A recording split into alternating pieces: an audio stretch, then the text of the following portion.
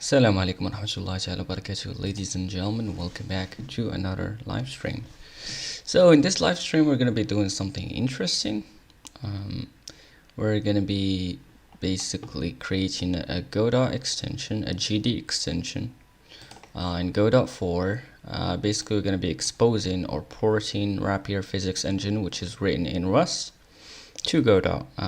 It supports multi-platform physics simulations, joins constraints, contact events and scene queries, cross-platform determinism, which is very important for multiplayer games, WebAssembly and JavaScript, SIMD and parallelism, and forever free and open source. It is by the great Dimforge. I love this this entity. I'm not sure what you can call them, group or entity. I don't think you can call them company, but I don't know. Anyways, so they have created all of this stuff. They have created an algebra, which is the linear algebra crate. It's amazing too. There's simple abstract algebra for generic programming. There's Rapier physics simulation, which is we're going to be using. There's Parry for collision detection, efficient 2D and 3D geometry library. As you can see, interferences, blah blah. And Salva fluid simulation, although I don't think this is still, like, I don't think they're still developing this, but I'm not sure. And there's also some deprecated libraries right here, but anyways. But basically, we're going to be using this Rapier physics engine. It's efficient and optionally deterministic 2D and 3D physics engine for games, animation, and robotics. And by the way, this physics engine is basically using Parry and algebra, right? So basically, they're dogfooding their own libraries to their own physics engine, which is always a good thing, you know. Dogfooding is pretty good. But anyways, I mean, it's pretty efficient. So let's go ahead. Let me make sure to copy the stream. And I actually have suggested some ideas, and people in my community, please join my server. You can find the link in the description. And they voted for porting Rapier physics engine from us to Godot engine. So here we go. Right, everyone.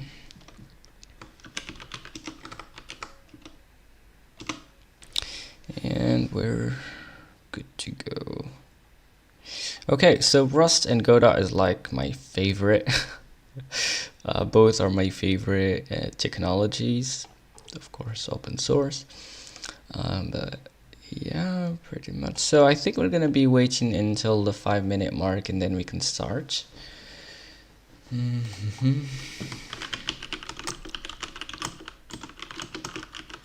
Minute mark, then we can start. So if anyone wants to join, they have a little bit of room to join in. All right, great. Now to be as a disclaimer, I guess, is that I'm not really, like, I don't have a lot of experience with gdxt. This is the one that we're going to be using for Rust binding for Godot 4 essentially. I also don't have a lot of experience with the Rapier physics engine. So we're gonna see how it goes, essentially. We're gonna see how it goes. But I'm quite excited. Okay.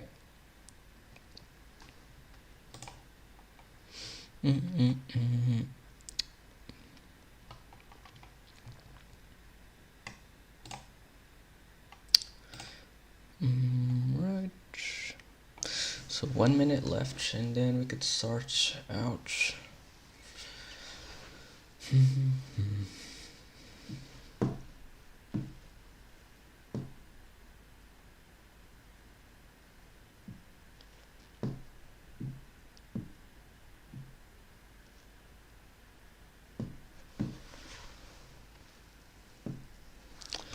Let me make sure the stream is fine. Yeah, seems good to me. Great. So yeah, pretty cool stuff.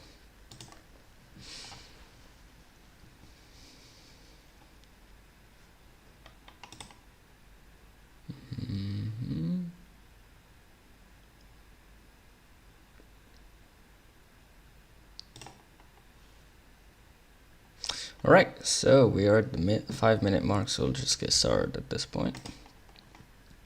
Okay, so let's before creating a new project, we're just gonna go with the guide here to set up the projects first. So we're gonna go with the book here of gdextension is a library to bind the Rust language to Godot-4.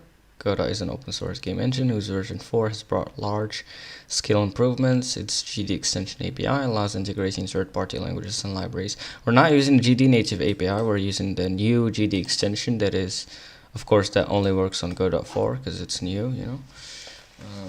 Because GD native is just super bad. But like gdextension is super good and also pretty good for performance and everything. We're not going to support C#, because it just, like, C# support currently in Godot is just not great. It's pretty bad. And also, like, gdextension, like this library at least, is kind of, and Godot in general is like using references, like reference counting usually, but C# is using a GC. So a lot of times they make a lot of stupid problems that are hard to deal with.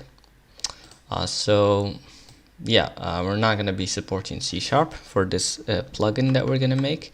It's probably going to be open source if we can make something today that is decent enough to be open source. But we'll see how it goes. Either way, let's get started. So I'm not going to read through this. I already have read through it, though I do recommend to read through it. And hopefully, by the way, if this gets open source, you could hopefully try to help us with making this plugin better. And by the way, I didn't mention why I want to use Rapier physics engine instead of the default the default Godot physics engine. Is that because it's like the default Godot physics engine is super bad, especially for 3D, and also it doesn't support like cross-platform determinism. Like basically what that allows you to do is that you could run, let's say, one simulation in one machine and another simulation in the second machine, right? And what cross-platform determinism makes sure is that those simulations will always be in the same, like it will always be the same simulation. So you could just, instead of, replicating the whole simulation every time, you just replicate changes in the simulation, and you're gonna, like, cross-platform determinism would make sure that, make sure that they're always going to be in sync with each other, because otherwise, if it doesn't have cross-platform determinism, what you get is that because of floating point precision, because like floating point calculations are quite different from one platform to the other, so this cross-platform determinism makes sure that's not the case, essentially. That's first thing. And second thing, I'm not sure honestly if Godot physics engine have double precision or not, but at least Rapier physics engine does give us the choice to use a double precision, which we're actually going to use, because honestly, I don't know, I feel like at this point in time it's like you just use double precision anyways. But anyways, whatever.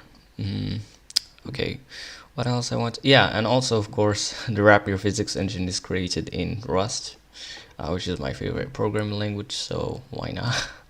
Alright, so let's get started, I think. Okay, so let's go to the setup now. This setup. Do I even have Godot 4 now? Do I have Godot 4? Yeah, I do.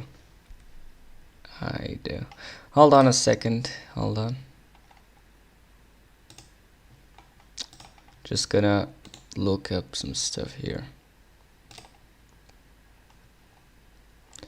real quick. Deloitte. Where is Godot engine? There you go. Godot. Though, do I have the latest version though? That's the question. Alright, so you know what? Let me just download it from scratch anyways.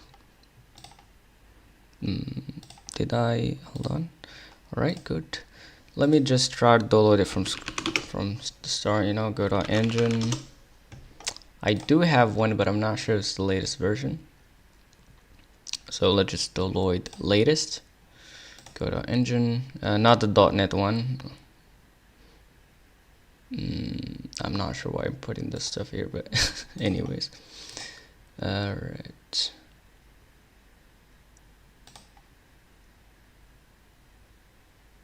Okay, great.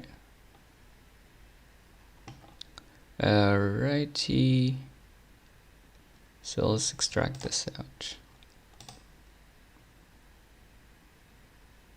I'm not sure why I'm putting this stuff here in this folder.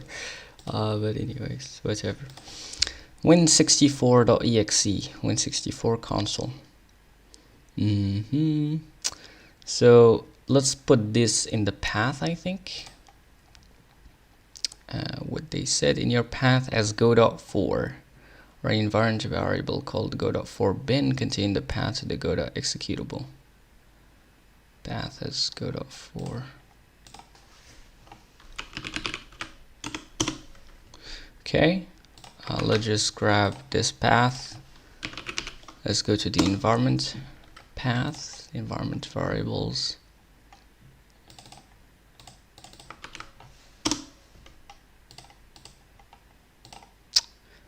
There you go. Let's add this. Why not? Let's add this too. Maybe let's. Oopsies, what I've done. Bruh, come on.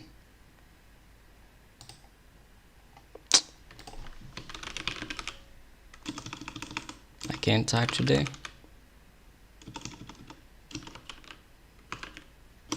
There you go. Okay, let's create a godot4 bin.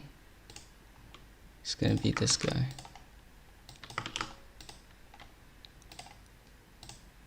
Okay, great. So now if we say, if we get a terminal essentially, and we say godot4, I'm just gonna run godot4. Because we put it in the path. And there you go. Okay, fine. All right, so godot from pre-build. No. Rust, I already have Rust. Okay, LLVM, generally do not need to install. Okay, hello world.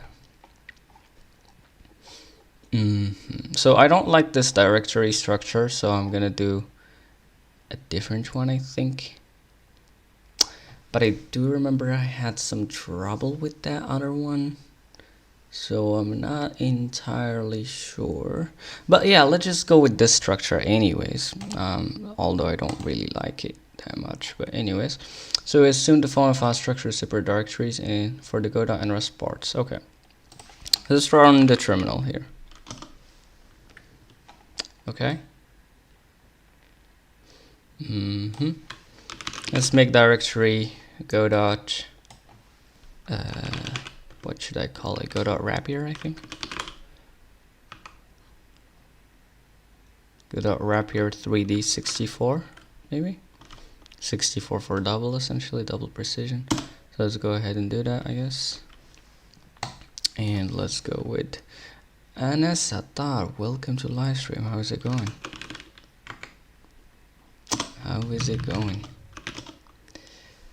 Alright, so we have godot-rapier 3D64. Now let's make a directory for Godot and a directory for Rust. Now we have two directories, Godot and Rust, and let's git init. We're initializing git here. Of course you need git, though you don't really need to initialize it, just because I'm going to be using GitHub. I'm going to be publishing this as open source hopefully, but we'll see. So create a Godot project. Right.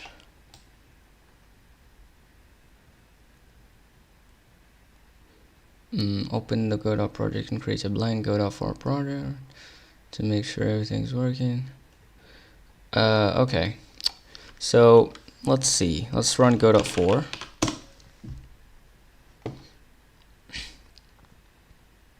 And let's go. Let's create new, I think, new project, yeah. Let's browse.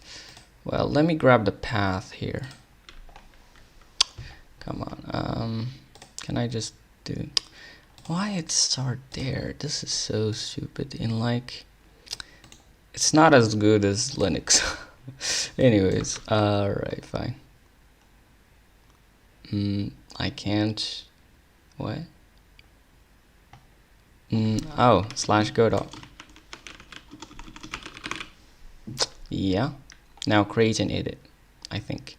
Version control metadata none, because I already have git there. So create and edit. And let's go.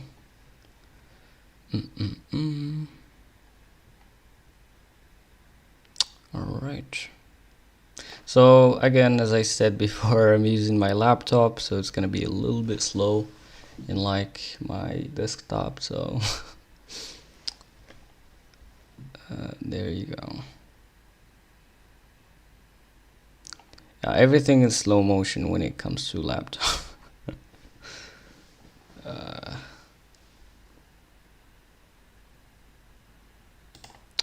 Is the stream fine, by the way?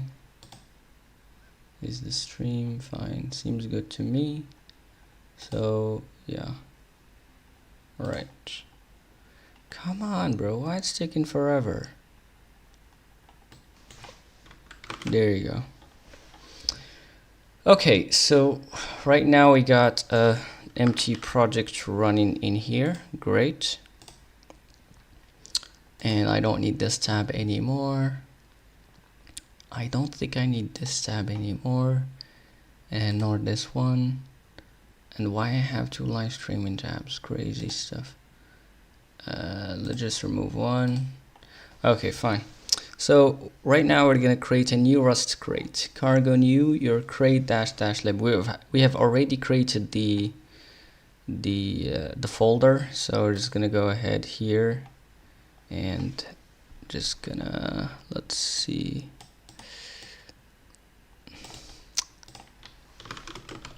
Do this. Now see what we have here. We have Rust, right? And let's just cargo init -- lib.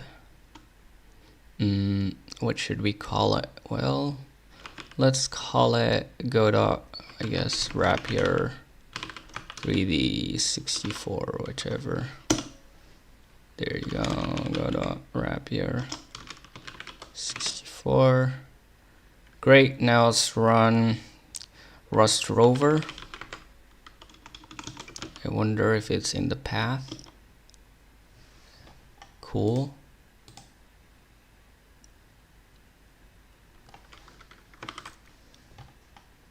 There you go. Alright, great. What's next? So we're gonna change the crate type to cdylib, basically a dynamic C library. And the dependencies, we're gonna grab Godot here from the GitHub, you know, branch master. So let's just copy this around here. Cargo chamel. I always like to put this here. Okay, great. So now let's do this. I don't need this. I don't need this. Let's just do that. I like to enable. Hopefully I won't explode my laptop today. Let's see. Alright, let's go. There you go. Alright, so now let's also add rapier 3D. Cargo add rapier 3D, I think 64 if I remember. Let's see.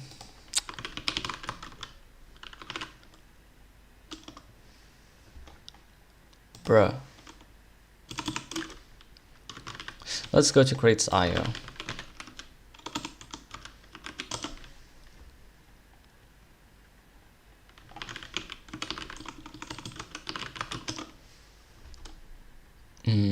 There you go. Dash F64. So just copy this. Let's go to Rust rover. Oopsies. I don't need this anymore, by the way, so just remove it. Oh, it's gonna... Fine, just exit this for now. Exit this. Okay. Come on.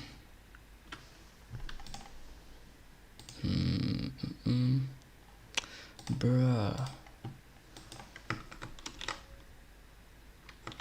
Oh, it gives me this. Alright. So let's just say that. Alright, cool.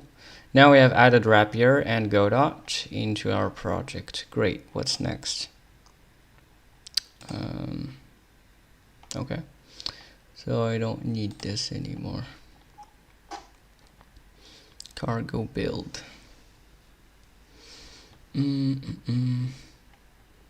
Okay, gdextensions file. Isn't there anything before that? But anyways, fine. Cargo build.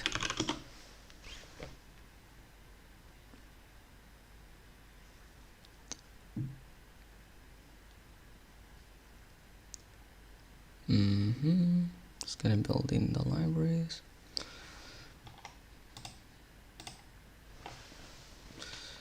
Okay.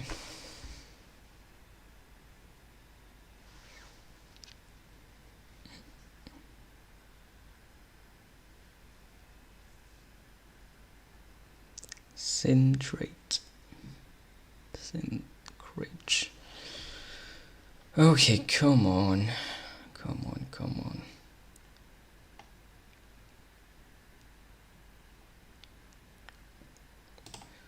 Okay. So next up, we're gonna need the gdextension file, basically. And we're gonna need the entry symbol, the path there, okay, and extension list as CFG. Your first run extension, the Rust extension, Rust entry point. Okay, let's just wait for this to compile. It's compiling the whole physics engine at this point, so yeah. Haven't used rapier in this machine, I think. And by the way, I'm using the nightly channel, the nightly Rust compiler, so. And algebra. Go.core.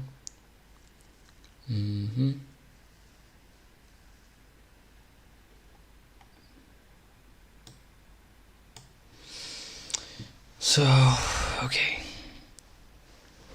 Go.-core algebra. It's gonna take years with my laptop. I think my desktop would have been much faster than that. But anyways.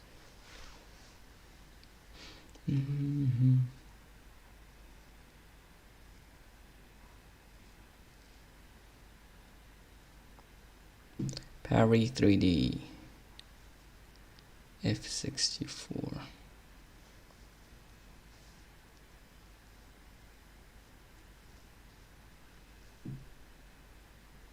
Bruh.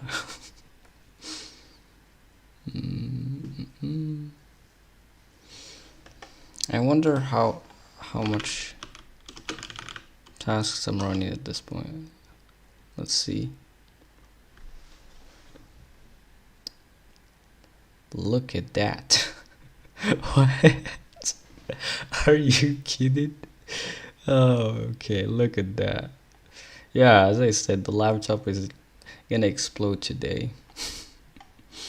100% CPU. I mean, to be fair, it's always 100% CPU with compilers. But memory, 85, 90 was before. Oh well.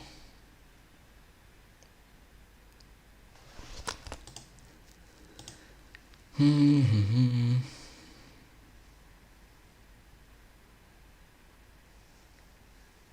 I'm also, you know, streaming. So that alone, I think, is taking 16% of the CPU. Gotta be fun working with a laptop. Okay.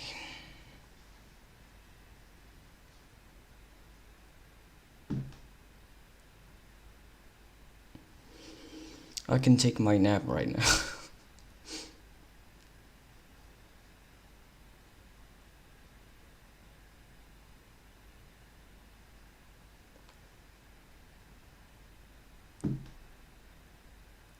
Like, bro, what the?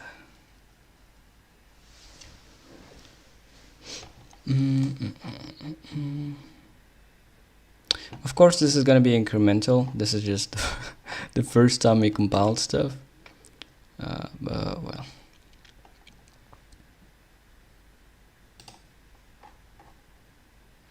Rust entry point extensions list.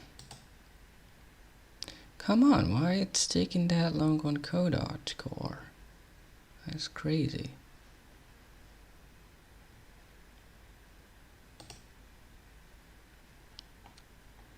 Is it stuck or something? I have no clue. Okay, finally. Oh my god. 5 minutes. Alright. Okay, so now what? Let's go back to the tutorial right now. So you're gonna need a .gdextension file. I'm just gonna copy this. Okay, where to put this again?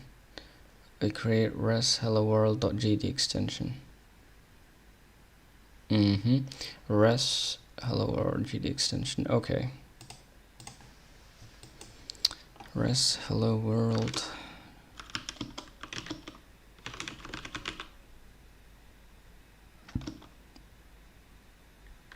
What?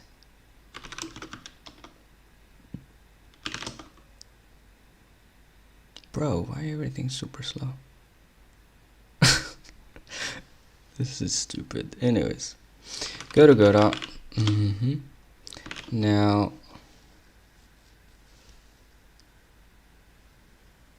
yeah. Alright, fine. I cannot do a command touch. I'm not sure how do you do that with Windows. So just get up the Explorer here. Let's create a file. Alright. Text document, and let's just say, I don't know, let's call it godot-rapier. Is that gdexe, I think?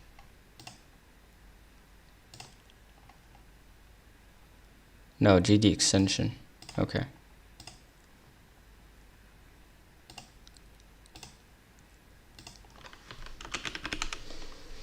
gdextension. Okay. What's next? Let's actually copy that stuff there.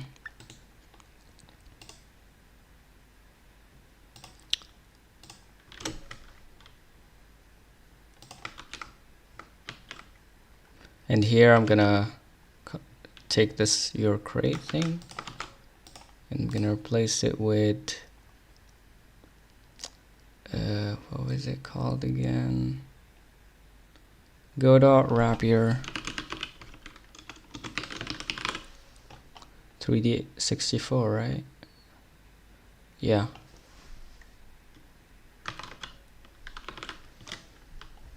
So let's replace all, I think.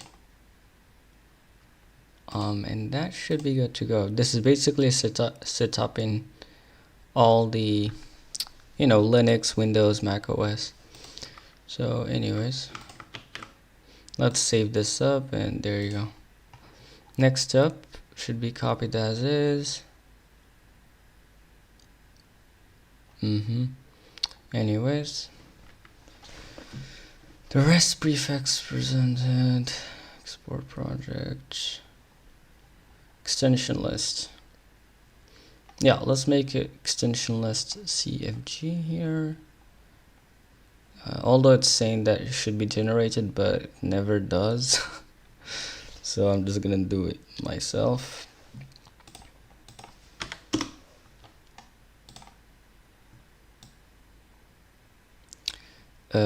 Hello world gdextension. So what we're gonna do, extension list CFG.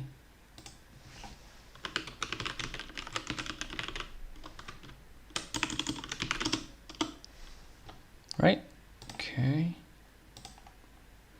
Now can I open this? Bruh, I opened up my VS Code. Bruh, this is crazy. Open up with Notepad. Come on. So it's called, hold on, godot-rapier .gdextension. Hopefully this would work. Your forest Rust extension. Rust entry point. And finally we can write some Rust code. I hate this setup stuff.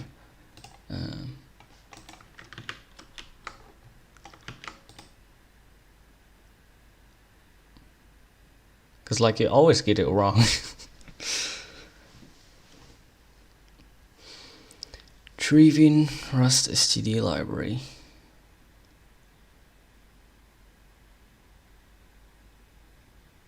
Now what? Oh, my extension. Should I change that maybe?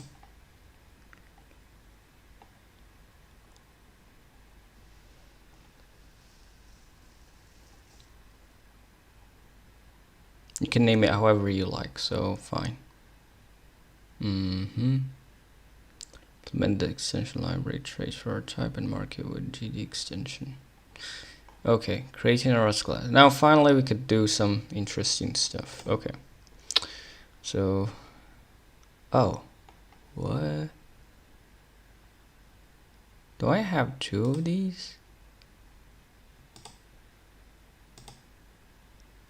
This doesn't make any sense. Oh, it's a group. Stupid Windows 11. Alright, fine.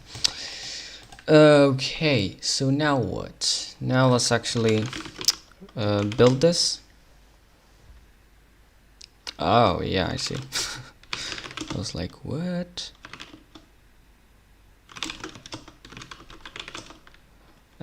Cargo build.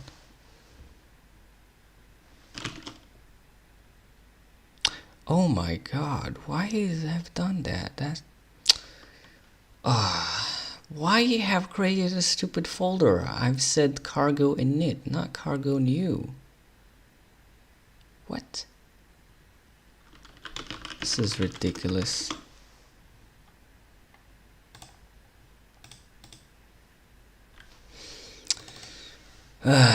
Okay. Control X, Control V.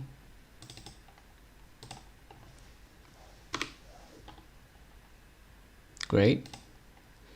Now that's good. Okay. So let's run here Rust rover. Actually, I could just say, okay.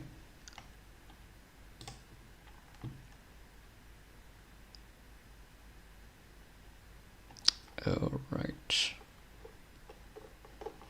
If everything have gone well, we should be ready to start doing some interesting stuff instead of the stupid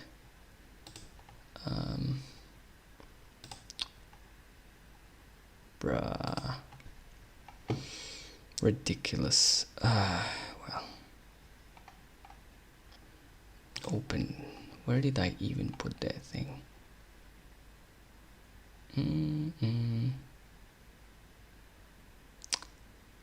Good question. Yeah, I think it's in my home directory.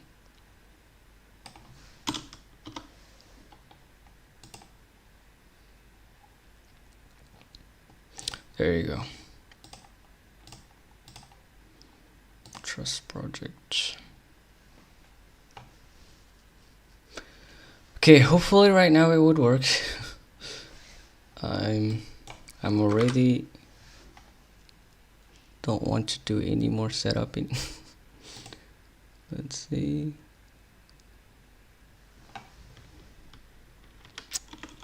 Okay. So now what? Let's see. Automatically. We're gonna say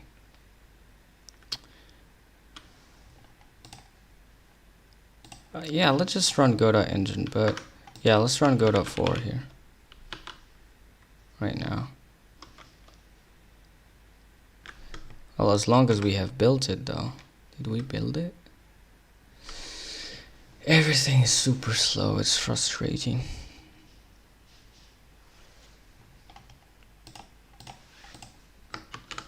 This is why you gotta care about performance. Oh well.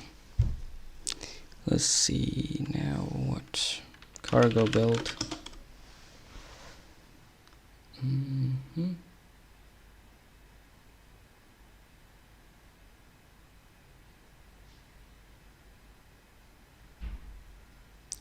Waiting for file log. Building. There you go. Now let's try godot stuff. I don't remember exactly, but I think like this. Then godot. Yeah. No. What?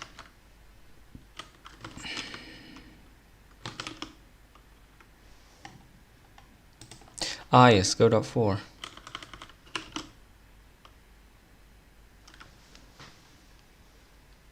Let's see if it worked. Hopefully it did.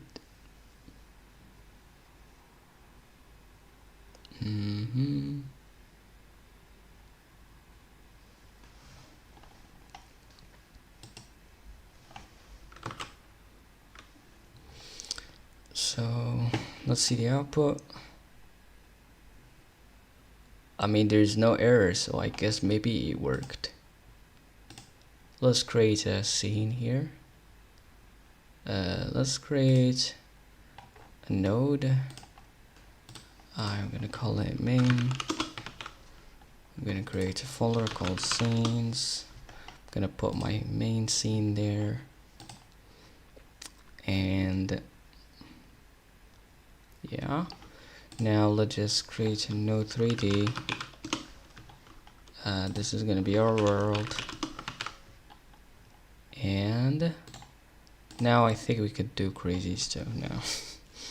Alright, let's try. Let's see. Initializing. So where are we gonna start with this? Well, okay. Let's go back to the guide. So what we have, creating a Rust class. Okay, so let's just copy this.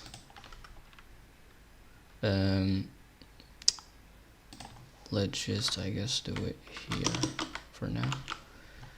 I don't need go.prelude, I already have it. I don't need sprite 2D, I'm gonna go with, I think, node 3D for now. Maybe. We'll see. The base would be node 3D. So basically in Rust you don't have inheritance. So this is kind of like simulating it, and Godot really works with a lot of inheritance. So this is how we do it in Rust. This is the property, like the struct stuff. Trait bound is not, yeah, my bad, no 3D here. These are our procedural macros to generate some code to make this easier. Is there anything else? Nice. Nice. And instead of player, I'm gonna call this I guess let's call it kinematic body, or well, what should we call it? Rapier, maybe. rapier physics body, I guess. I don't want the names to conflict with Godot names, so rapier physics body. I think that should work now. Let's just compile this up. So let's make a new terminal, cargo B, and let's go. So if everything goes into plan, we can actually add a new node called rapier physics body now. Uh-oh. No way. Alright, did we miss anything?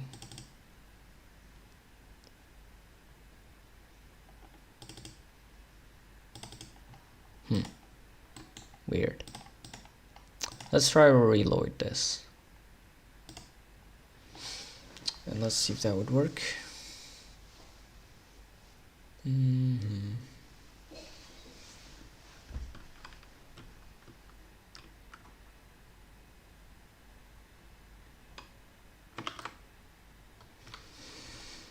Okay, now let's see. What? Why? It's not even giving me some error message.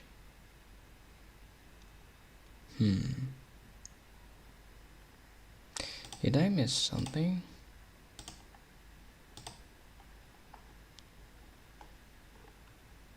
I don't think I did. Maybe I do need the init method for it to show up. Fine, okay, let's see. Let's go with the init method. And instead of iSprite2D, we're gonna go with inode3D. That's the interface trait of inode or node3D. For rapier physics body, rapier. Sorry, not sprite. Here it's gonna be node3D and node3D. This is basically the base class. And now prints to the godot-console. And we don't need any of this stupid stuff for now. Node3D. Okay, so now we have give it an initializer. Cargo B. I mean, it didn't give any error, so it should be working out just fine. Let's try. Unless if something have changed in Godot.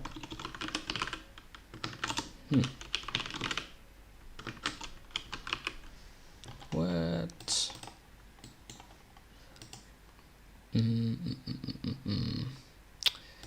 Super fun. Yeah, I've told you that setup stuff like that never really works. From the first try.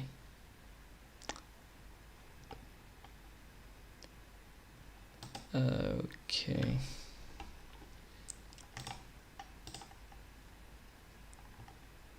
Okay, we got hello world. Interesting. Okay, there you go. Okay. So right now we got a new node called rapier physics body. Great. So now we could actually, and we get hello world every time. So that's interesting. Okay, finally we got something working. Okay, let's see now. Now we gotta start with the stuff of rapier physics. Okay, so now, is the stream fine? Seems to be fine to me. Okay. gdext. So I don't think I need this anymore. I do need this book. But right now I'm gonna need the rapier guide, the rapier physics engine guide. So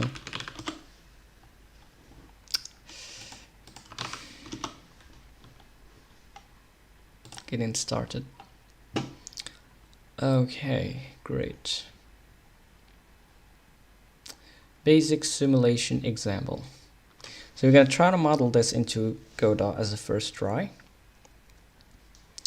So you can see we got here, we're creating some bodies here, and but now we actually need first of all some sort of world, like some simulation node or whichever, which basically gonna hold up the data of the simulation. We may be able to make a service, a Godot service, but I'm not sure how that's done using the plugin. So, well, all right, fine. So what we need here, we surely need this stuff. So instead of rapier physics body, we're gonna call this maybe rapier physics simulation, I think, as a start. There, it's gonna be, does it really need, yeah, fine. We're gonna make it like that, great. Now let's just copy all this that is necessary for a simulation. How should I do it in the init? Yeah, I think so, yeah. Alright, let gravity. Okay, let's import all of this. Okay. Unfortunately, import is currently. Why?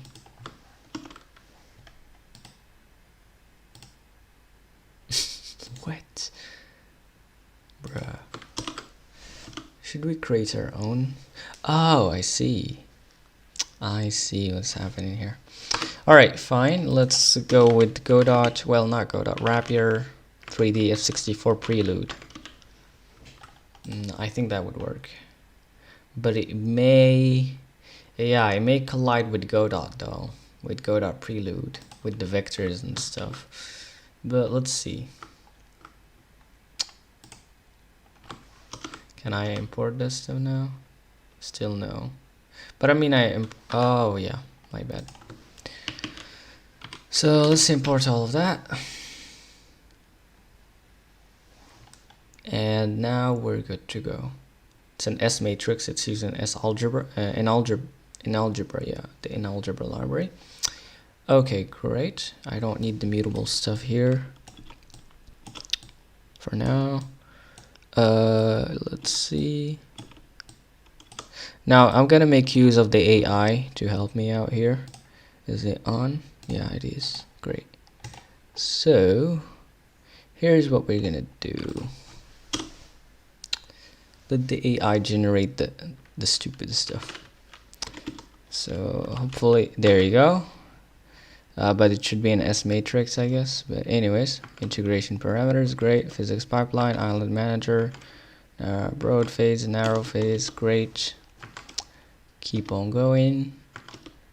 I don't know why it didn't generate all of this in one shot, but anyways, event handler, great. So now, continue. There you go. Come on. Okay, great. Now what? Multi-body join set. Type mismatch. Expected vector 3, but found S matrix F6421. Okay. So S matrix F6421. Where is the gravity? There you go. Is it really 2? Oh, why it's a vector 2? Oh, what? Hold on, why the gravity is a vector 2? Oh, this is for 2D, my bad. Okay, see. So that makes sense now. Hopefully nothing too much, yeah, nothing too much have changed. So except for here, basically we're just gonna need, I guess, 0.0 here for an S matrix 3. And yeah, now what? Let's change this to S matrix. Is there some? Okay, fine. Let's go with F64. What is it? 3-1. We need NA in algebra. So rapier 3D actually exports that. So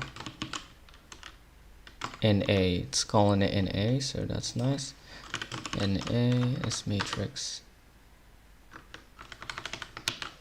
Does that work now? Come on. Yeah, great. Though I could probably just say vector here.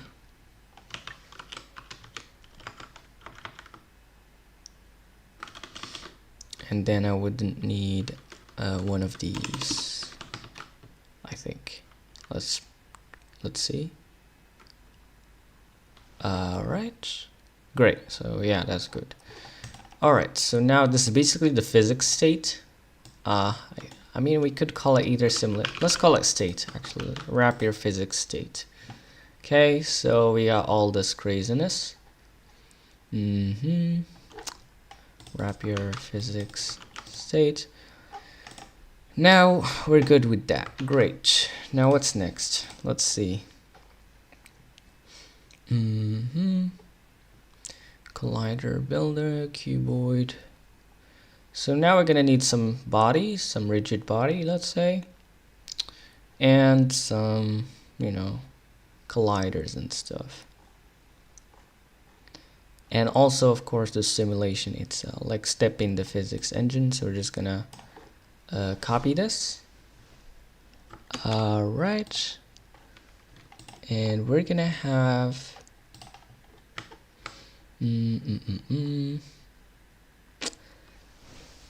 let's see, where should we put that? Let's just put it in an impl block right now.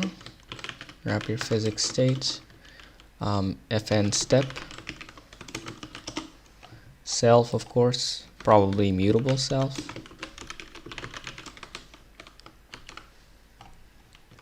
self.physics pipeline dot step,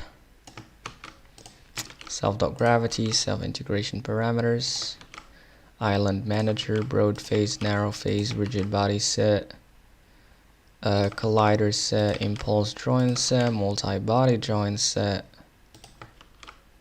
CCD solver, the physics hooks, and the event handler. Is that good enough? No field, rigid body set in type, mutable, rapier physics state. Let's see, did I miss that or something? Collider set. Yes, I probably missed it, so there you go. Okay, makes sense. So let's create those two and let's add them up. Good job, DAI. Okay, next, let's see, oopsies. Okay, the IDE is super stupid, the AI is better. Let's go. Alright, great. So that's basically, I think, it. Here, basically, you're just stepping the physics state, essentially, the physics pipeline. Right. I think that's basically it for that one. Now we have two choices. We could either hook into the process physics of this node and just run the step every time, or we could let the user choose when to step the simulation through gdescript. I don't honestly know. I feel like just doing it myself in Rust instead of gdescript, but let's see. Remove this mutable. Yeah, we don't need that. Yeah, let's go with the process event, the process physics, I guess. I'm not sure if I'd like to put it in process or process physics, but for now I feel like going with process physics. Is that the thing? Right? Is not a member of trait. Ooh. Okay, disable completions for now. And let's see what's going on here. Okay, it's called physics process like this. Alright, cool. And now let's just step it. Step. Alright, and we're getting the delta. Interesting. Interesting. Okay. So let's see. Step delta F64, but like where I can use that delta here. That's the problem. The problemo.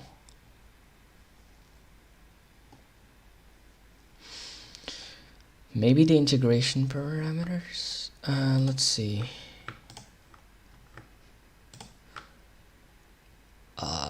Ooh, I guess maybe this is it. For time step. The time step length. Defaults 1 divided by 60. Let's go. Maximum time step when using CCD. Damping ratio. Yeah, we could probably expose all of this craziness later on, but for now, we're fine. We're fine, thank you. Okay, let's see. So the integration parameters, it should change. Integration parameters.dt, I think, is equal to delta, maybe? Is that enough? Yeah, I think so. Seems like it, I guess. So that's great. Though I'm not really sure if I want to use the delta of the physics engine of Godot, because I'm not sure if that would be good for cross-platform determinism and stuff. I'm not entirely sure. Anyways, fine. For now, this is fine. Great. So now, what's next? And I could probably maybe put this into its own new function, I guess. Maybe. Just to keep things organized.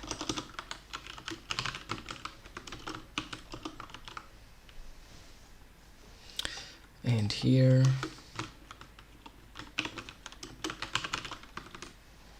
self, no 3D.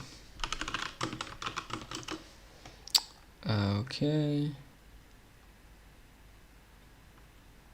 Where's the no 3D stuff? There you go, base no 3D, okay.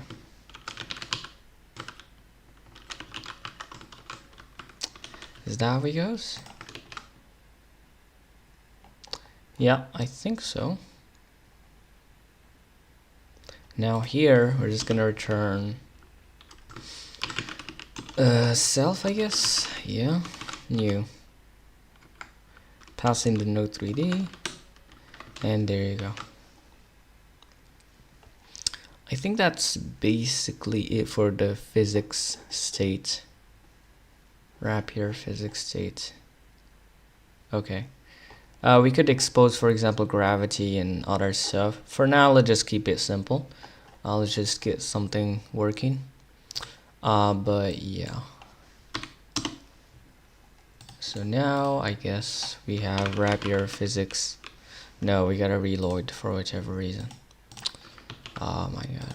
I think this would be fixed in a future version, but anyways. Let's reload this.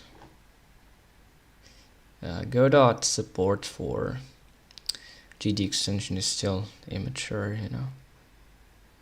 I think it should be enough.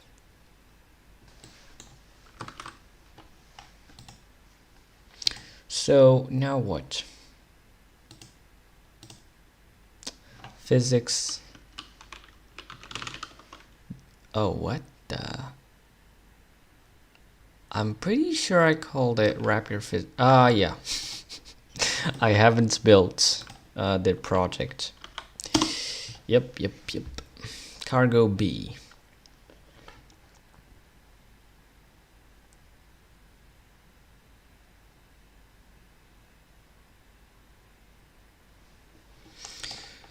Alright, let's see now if it have that.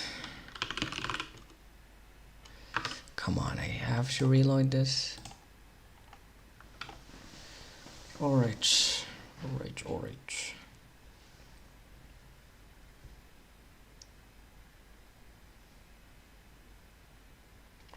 I have no plans to integrate with the godot-physics engine itself, like the default one. But I don't know. Let me know your opinions, because I think that's not gonna be a great idea. But anyways, let's see now. There you go, rapier physics state. Why it's node instead of node 3D, or is it just the icon? Yeah, it's node 3D, so it's just the icon. Okay, I think we can change the icon somehow. But anyways, so rapier physics state, there you go. That could be our world, because why not? I think.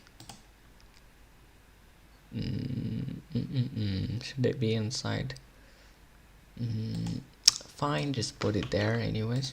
So that's our rapier physics state done. So we're not gonna really notice anything at this point.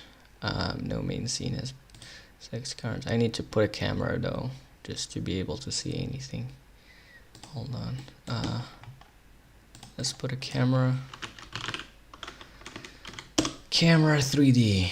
Let's go. Let's run this out. And no errors. It should be running right now. This physics simulation should be running fine now, which is great. Now the next stage is to create some physics bodies. Right, that's gonna be fun, I guess. Let's see. Well,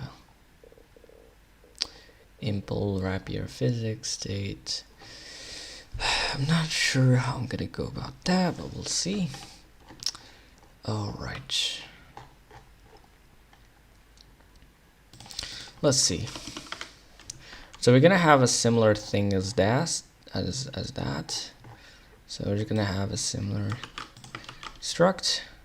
It's gonna be a rapier physics body. Let's start with rigid body, okay? Alright. It's gonna be base no 3D. Okay. Rigid body set. No, so of course we're gonna remove all this. Okay, so what we're gonna need for this? Good question. I don't know. We're gonna need the colliders, of course. But of course we're gonna need a rigid body here. Rigid body builder. Okay. Collider set, insert with parent.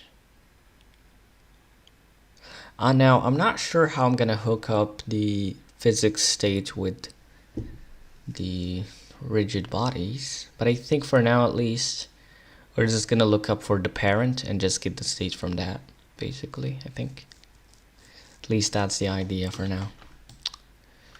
All right, so now how are we gonna do this? Well, yeah, let's impl new, impl rapier physics rigid body. We could just, instead of physics, we could maybe say rapier rigid body and rapier rapier rigid body and rapier state instead of rapier physics state. And I think so, but for now let's keep it. Who cares? All right, let's make a new function. So fn new, and we're gonna need the base, of course, as always. No 3D base, no 3D. Okay, cool. So that's great. Now let's just create a rigid body here. Now we have some options here. Inside this builder, we could make it dynamic, we could make it fixed, kinematic position based, kinematic velocity based. Interesting. So for now, let's just call it, yeah, fine. Let's just leave it as rigid body, fine. And now what's next? I'm gonna expose these properties later to Godot, but for now, let's keep it very simple. The translation, though, it's interesting because we have a little problem. I think Godot vectors are actually not double precision. I think they're just floats. So I'm not honestly sure about that. We may want to create our own vectors and like expose them to gdescript. But for now, at least, let's keep it very simple. And let's just grab the position from the Node3D base, I guess. Is that how it works? Yeah. Should we work with global position or local position? I'm not sure. But for simplicity's sake, I think for now we're just gonna go with global position. But we'll see. So now type mismatch, expected vector real but found vector 3. Interesting. So, okay, well, there's a lot of ways to go about this. We could manually go about this and just construct a new vector stuff, etc. But honestly, I don't want to go that way. I do remember there is some cool traits that we could implement, so this process would be seamless. Let's see. I never really used them, honestly, but let's see. This is how you create an API to expose to gdescript. But anyways, so yeah, let's go to the Godot gdextension. No. Oopsies. Yeah, let's go to gdext docs. Right. Let's go to the documentation. I'm interested into some traits that I never used before, but let's see if they can be useful for this. API documentation, right? Let's go. Alright, implements Rust binding. Okay, fine. So let's see. Ergonomics and panics. GDXT is designed with usage ergonomics in mind, making it viable for fast prototyping. Part of this design means that users should not constantly be forced to write code such as obj.cast in wrap. Instead, they can just write obj.cast, which may panic at runtime. This approach has several advantages. Code is more concise and less cluttered. Methods like cast provide very sophisticated panic messages when they fail. Blah blah. Okay. Alright, fine. Now there are of course cases where you're not what I want for now. Ooh, oh, okay. Hold on a second. What? The following features can be enabled for this crate. All of them are off by default. Ooh. Requires. Oh, but hold on. Requires Godot to be compiled with sconst flag. That's sad. Okay. Yeah, we surely need that, honestly. Otherwise, it would be very bad. Let's see.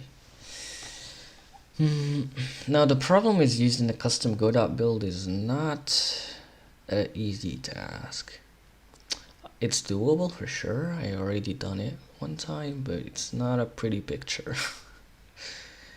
This is useful when you like to use version compiled yourself with custom flags.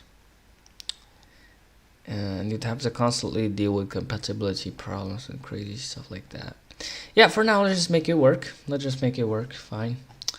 Right. Bind export user defined classes as methods to be called by the engine.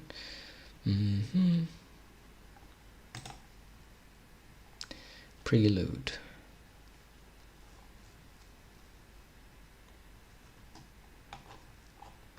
Yeah, I'm just going through this real quick. If there is anything interesting. Alright, so what I'm looking for is some traits to do conversions. I believe this was called go to Godot or from Godot and stuff like that.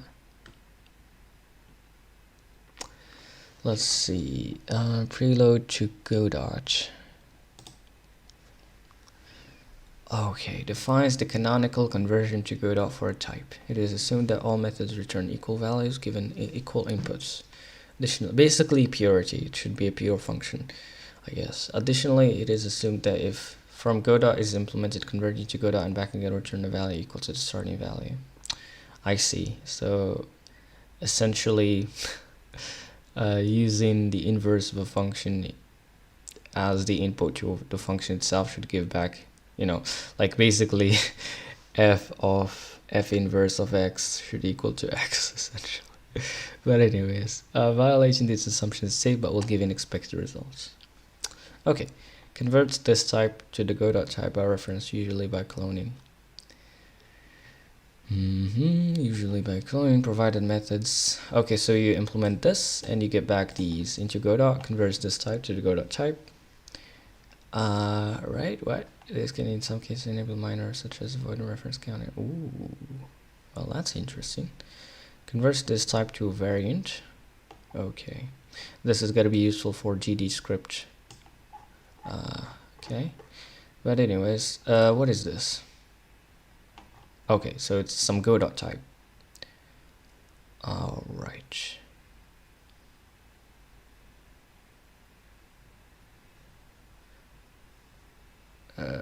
Okay. Is a stronger bound than Godot convert since it express the type is directly representable in Godot without intermediate via. Okay.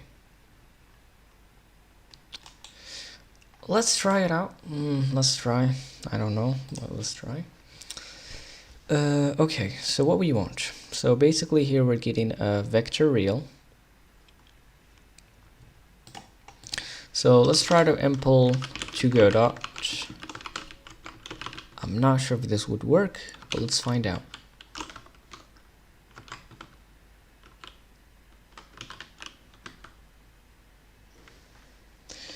Impl for vector real. Would this work? Only traits defined the current crate can be implemented for arbitrary types. Ooh, what the? Are you kidding?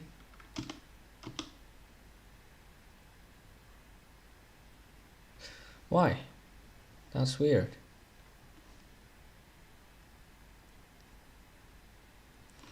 That's weird. Oh, I see what they're talking about. Basically, vector is actually from rapier, or in algebra, actually.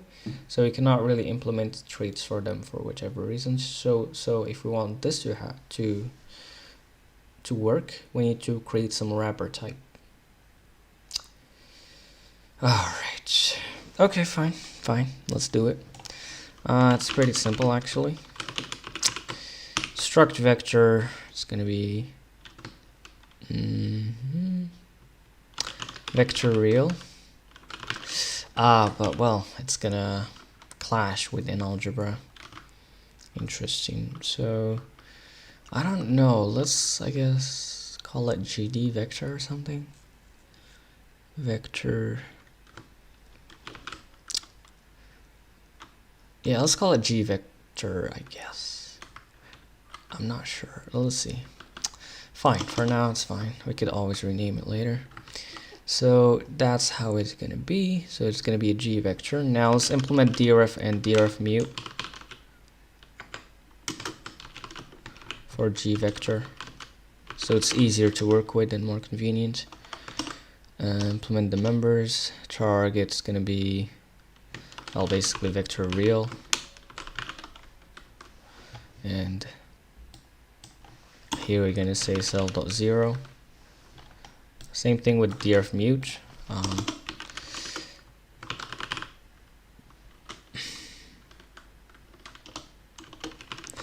This is how you basically create a wrapper type.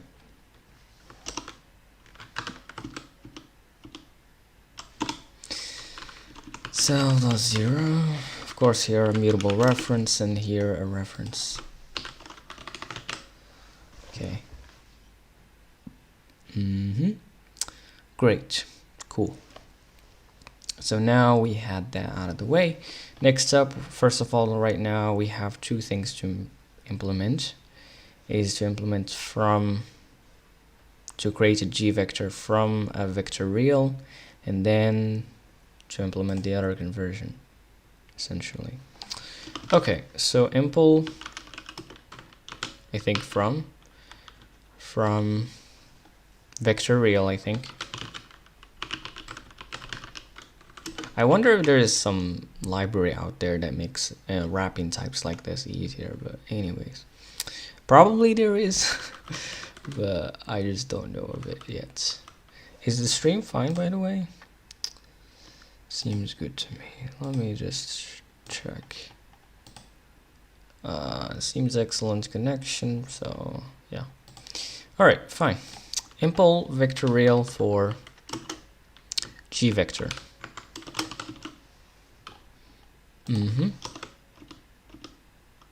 So given a vector real, how do you make a G vector? Well, too simple. Just say G vector value. Simple as that. Right, and next up. So this should work now seamlessly, hopefully, if I'm not wrong. Let's see. Type mismatch expected vector real, but found vector 3. What? Oh yeah, not this. No, I'm not talking about this actually. I'm talking about, hold on, what? No. Translation. Oh, actually I want to go the other way around, is it? Bro, I'm super confused right now. So what this gives us, yeah, that gives us the GD vector, right? Yeah, I see. But anyways, whatever. So let's implement 2godot right now, hopefully. And that should hopefully work out, I guess. So let's see. Hold on. I'm actually don't want to implement 2godot. I think I want to implement from Godot in this case, is it?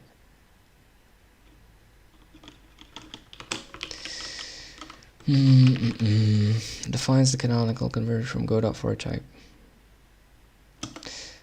Let's try this out, I guess. Can't we just use from though? Like from vector 3? Yeah, I think so. From vector 3 for... We cannot... I don't think we can actually do this like that. Yeah. So we gotta basically invert. I think we could say into. But no, even vector 3 is not part of our own crate. That is mad.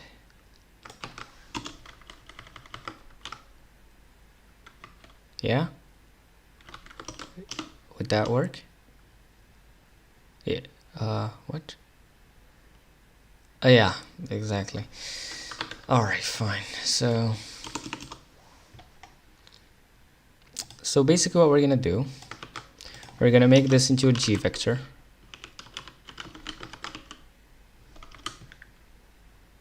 Right, vector 3.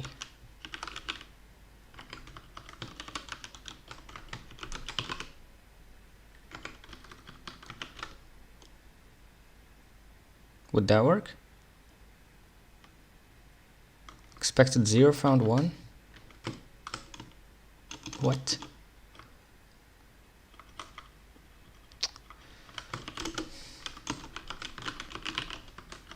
It's super annoying that you cannot define traits for. The trait bound G vector from Godot prelude vector 3 is not satisfied. G vector. Oh, yeah, I see. So this is a vector real, but we actually want vector 3 from vector 3. Yeah, so we're basically getting a vector 3 from Godot, then we're going to convert it into a G vector, then we're going to convert it back into rapier vector. So, alright, fine. Vector 3. Would that work? Type mismatch expected vector real, but found. Ah, yes, so.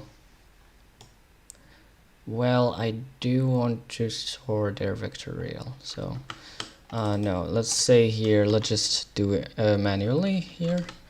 But luckily we only have to do it once.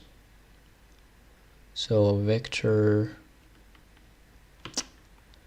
real, how do we do that?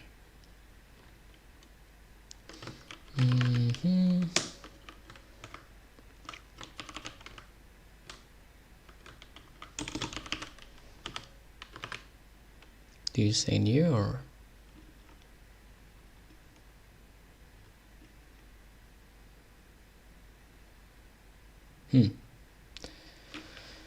Alright, vector real. I don't remember how do you do this.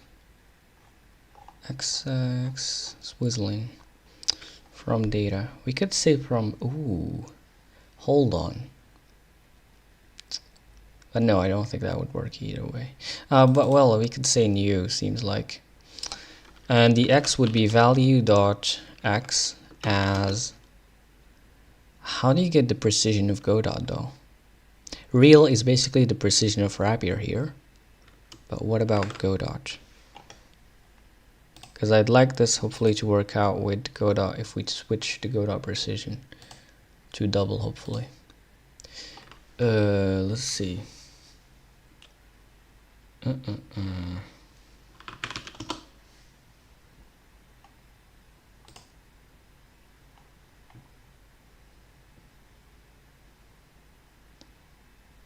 Great, great. This is exactly what I want. This is exactly what I want. So luckily, they don't even clash. Because real here in rapier, it's like have a capital R, and in godot you have a gdextension, you have like a, you know, what is the other term? You know, smaller r anyways. Okay, so as real, I think.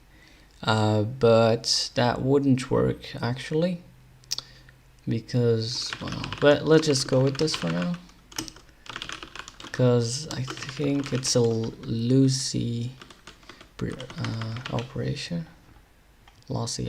so but what's going on here? Oh well, here in this case actually we want the other way around, really. My bad. Now what? Okay, so it seems to work out just fine.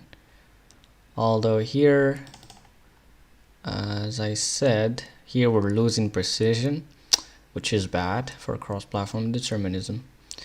Though hopefully later on we could switch to a godot double precision build, and this would be fixed automatically since we're using the, yeah, it's gonna be automatic hopefully. Well, anyways, whatever. All right, what's next? Otherwise we could, as I said, expose our own vector types. Like this G vector, for example, we could expose it as a class into a GD script, and then it would be a double precision and vector essentially. So yeah, I mean, yeah, there is some, actually that's quite a good one, but I'm not sure how good that would be of a solution. But anyway, fine. For now, let's just make things work. But yeah. Let me make sure that this dref mute is with dref for organization. Fine. So right now, hopefully we have got a G vector. Now, next up is we need the vector real, right? So now we're gonna implement into vector real for G vector, right? And now let's try this. And let's just say, I guess self.0. Is that the case? Yeah, I guess so. Missing into. Alright, great. So this should be good. Yep, this seems to be fine now. Now, if I want, like, can I say this now?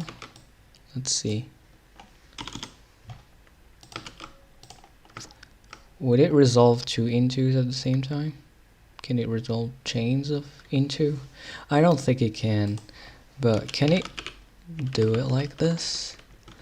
I don't think it can either, but let's see how smart is the Rust compiler. Ah, yeah, no. Type annotations needed. Okay. Fine. Let's say gvector.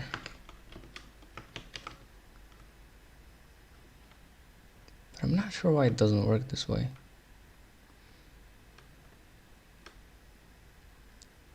Am I missing something here?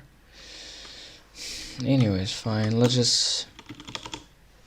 It's crazy stuff. Let's just do this.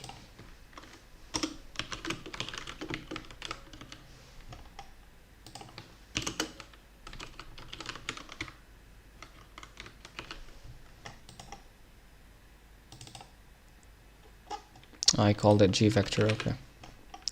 Let's call this gvector.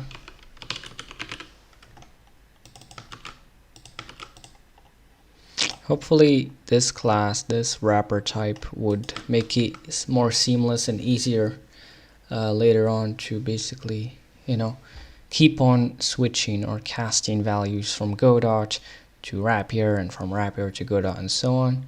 So hopefully this was like a one... Hold on, what's going on here? What did I miss? What? Probably doing something stupid here. What is happening?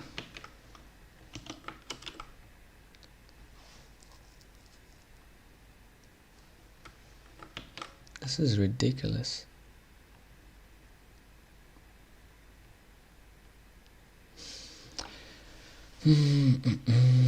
Not gvector. Oh, bruh.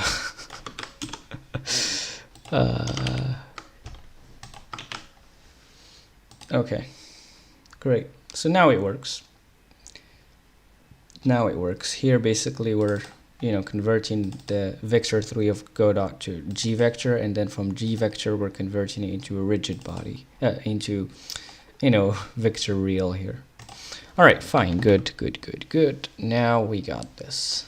So this hopefully was like a one-time effort, like you just set it up at first, and then you don't have to constantly convert between them, which is great. Rigid body. All right, so now what next? What's next? So we're creating a rigid body now, great. So where to put that? Well, we gotta put it, where's the struct? Here we go. So let's put this guy somewhere on top. Let's put it here, fine. And right here, we're gonna need the rigid body.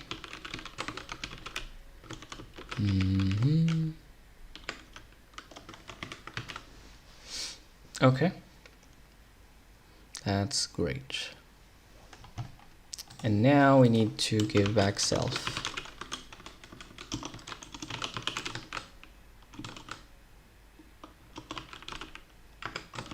Rigid body. Okay. Missing field in rapier physics, rigid body initializer. Oh yeah. Node 3D.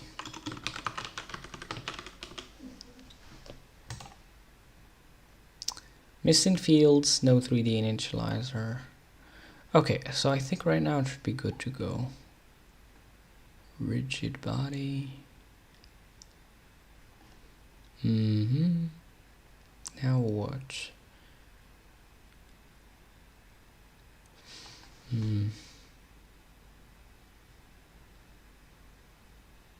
Okay, so right now we're creating a rigid body. Cool. So let's make sure, I guess, to implement the Godot API for this. Okay. For rapier physics body here. I know 3D, yeah. Self new, no 3D. But don't we need, yeah, we actually need the state though. We do need the state to, you know, like register the rigid body in that state. So I'm not entirely sure how we're gonna go about that. Well, let's see. So physics process, no method named step found for mutable reference. Mutable. Yeah, let's remove this. Alright. Cool. So now what?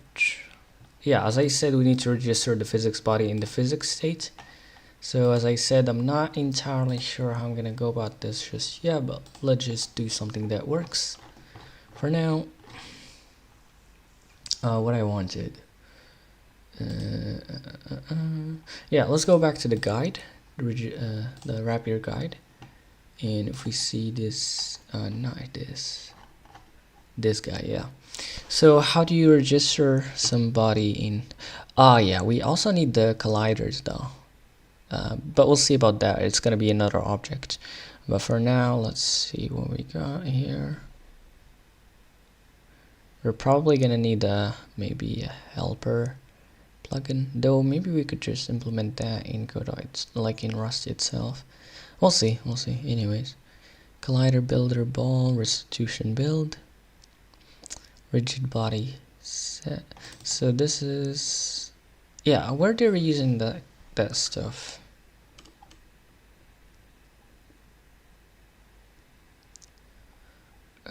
They're creating the state here. Well, the state is the rigid body set and collider set is part of the state. So yeah, so here as you can see, rigid body set.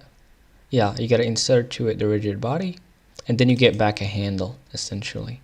And we could use this handle to essentially go ahead and get our, you know, current state after the step. So that's cool. Alright, so basically we do need to register the thing. So, well, where we could do it? Well, of course we cannot do it in the initialization because we don't have access to the tree, because we're going to be using the tree as a data model essentially. So what we're going to do? Alright, let's go with fn insert tree, I think. Yeah, so here where we're actually, when we get this callback, we have indeed entered the tree. So we could check the parent. So let's get the parent. How do you get the parent? I think self.node3d get parent, I think. There you go. What's the other methods that are there? Hold on, I've seen some interesting methods there. Get parent. There's get parent node3d. There's get visibility parent. This returns a node3d node. It's an option, of course. And this gives a node. I see. It's fine, just get the parent because we don't really want the node, or do we? Yeah. But we want to cast this somehow. I don't remember how do you cast stuff. Is it like this? I think so, yeah. I think so. So in wrap cast, where do I give it the type here? Expected found. Yeah, let's try to cast this into rapier physics state. Let's see if this works. It seems like. Okay, great. So we got a smart pointer to rapier physics state now. Great. So now we could access the rigid body set and we could register ourselves. Or instead of doing that, we could create a register function in the rapier physics state just to keep things organized. Fn register, or instead of let's see. Or let's just call it add, I guess. Add a rigid body, I think.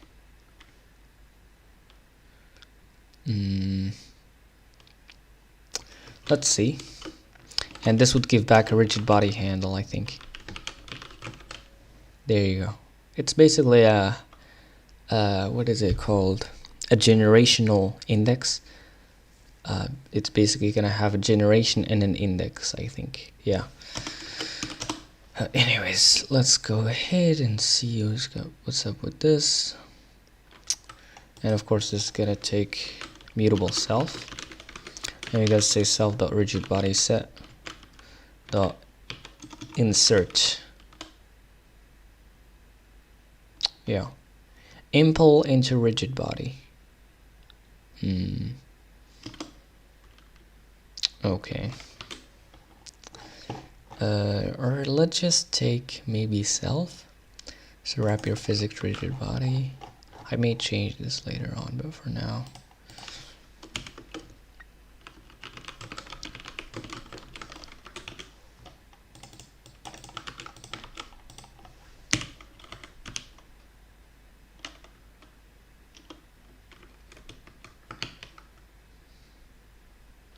But to be fair, I don't want to access the private members of a class in another class. So fine. Let's just say what is happening here. It's called impl into rigid body. Okay. So let's just do this, and let's just give rigid body directly. Is that good? Remove this semicolon to return this value. What do you mean? I see. Alright, so what's next? So now, let's call this insert, rigid body. Just like what we have here, essentially. And that's basically it for that one. Now let's see, let's say state.bindMute, because we want mutable access. And we're gonna say insert rigid body self.rigidBody.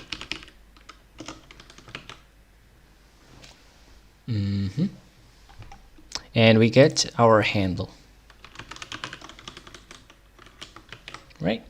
So we do need to store this handle. Now, since this is not where we're initializing, this happens after the initialization. Cannot move. Hold on a second. I guess we could just give a reference. Where is that thing?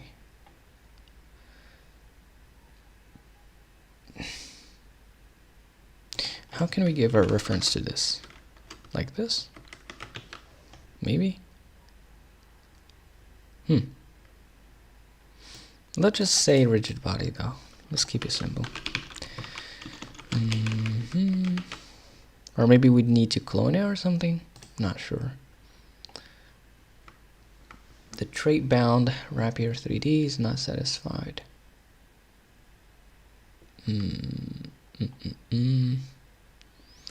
So what a rigid body is?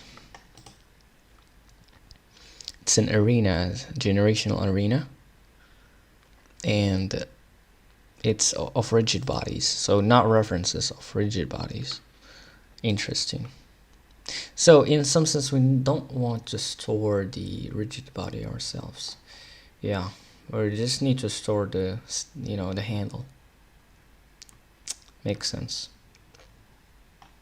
Makes total sense. I see. Alright then, fine. Let's see what we can do with that. So it's not a good idea to store the rigid body here. I see. Alright, let's say handle. And this would be an option because we're not going to do this in the initialization. Rigid body, what is rigid body handle? Yeah. okay? Because the actual rigid body would live in the state, you know, because the physics engine, of course, needs, you know, high performance. So it's like have all the data in one, you know, generational arena instead of all over the place like OOP. So for us, we just get a handle, which is just basically a generational index into that arena. So we could basically, yeah, pretty much. Anyways, so now what? Now what? So here we don't need this anymore. We're just gonna say handle none at the initialization. Nothing crazy. Let's grab this. Let's put it in the inter tree. Okay. And now instead of giving a reference, we're gonna actually give the rigid body directly. We're gonna move it. We're just gonna make it and move it. Or maybe we could just let the state does it. I'm not entirely sure where we want to do this stuff. But I think for now it's fine like that. We could change it anytime anyways. So right now what we need, self.node3d of course. Get global position into create handle. So we're getting the parent, we're casting it to rapier physics state. Of course, I think it would crash if it's not possible. Though instead of crashing, we could probably do better by using try-cast instead. As you can see, if the class dynamic type is not derived or one of its subclass, use self try-cast if you want to check the results. I think cast would basically just you know, crash. But for now, this is fine. Insert rigid body. Found rigid body. Yeah, let's change this to this. Is that how it goes? I think so. I think so. Now we got the handle, great. Now let's set the handle equal to the new handle that we got, or we could just set it directly, you know. Self.handle is equal to that. I think. Is that how it goes? Oh, it should be some handle. This is a bit annoying since every time we have to unwrap the option, but well, what you gotta do? Okay. Self.handle equals sum, self.node3d, get parent, unwrap, cast, bind mutable, insert rigid body. And we get our handle back. That's great. Now what's next? I think right now we're gonna need next some, what is it called? Yeah, colliders. And after that, we're gonna have that stuff ready, I think. So let's see. Did they add it yet? Well, of course we gotta build.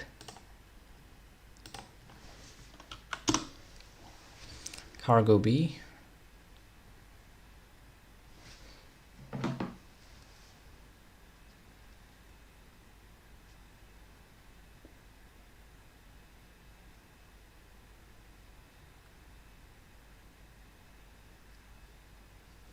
Okay, cool.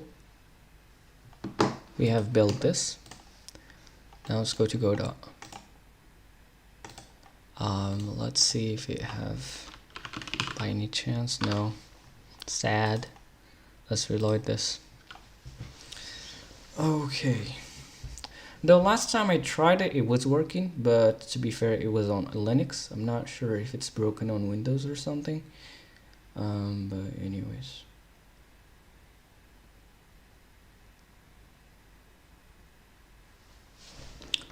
Okay. So let's see now if we could add. Alright, we got a physics rigid body here. Great, let's see if we don't have any errors at this point. Great. Great. So that's pretty cool. That's pretty cool. They were still not updating the stuff, you know, because like after the step, you gotta update basically the physics rigid body position to reflect the physics state, essentially. Yeah. So let's do that. So the question is where we're gonna do it. Process or process physics, or we could instead go through. No, we cannot, since we yeah, well, yeah, every object would just update itself essentially. I'm not sure how good in terms of performance that is, but who cares? For now, let's make it work. Okay, so if and process, I think, or like physics process. I'm not sure what is the order of physics process is called in terms of parent-child relationship in Godot. Godot physics process order.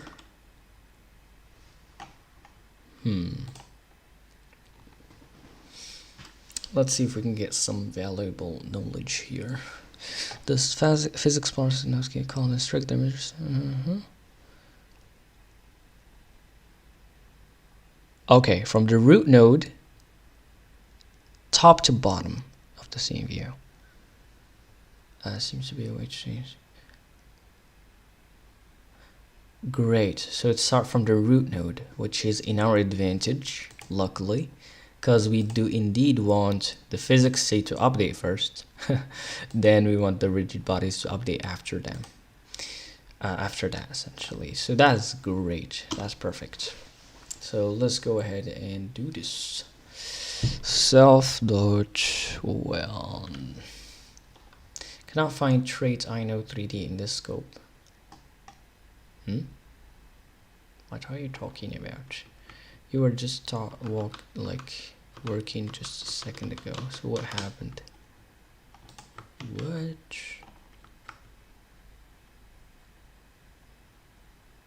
Did this thing fall on its head or something? What? The IDE is stupid nowadays for whatever reason. Anyways. Physics process. Now what's up? I added the physics process. What's going on? Why this is super stupid? What?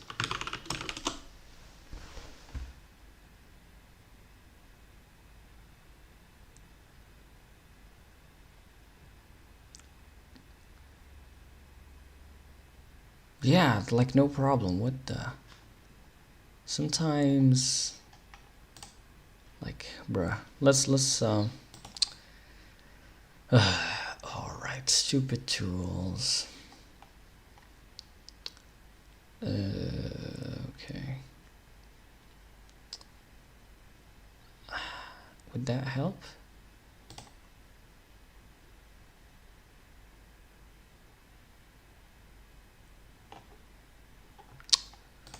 Let's redo this.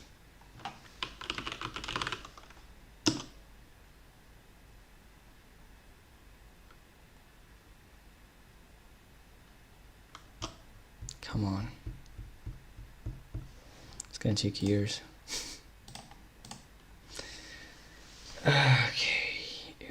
Okay.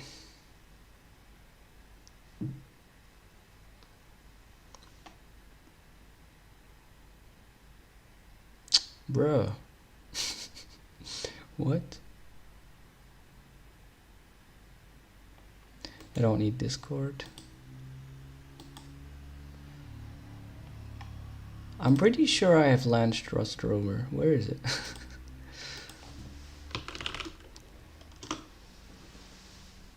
This is crazy.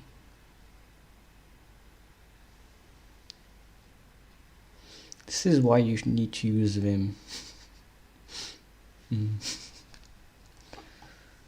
As long as you can launch a terminal, there you go. You're ready.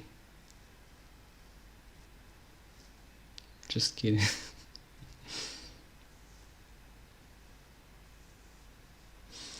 fn physics process. Let's see.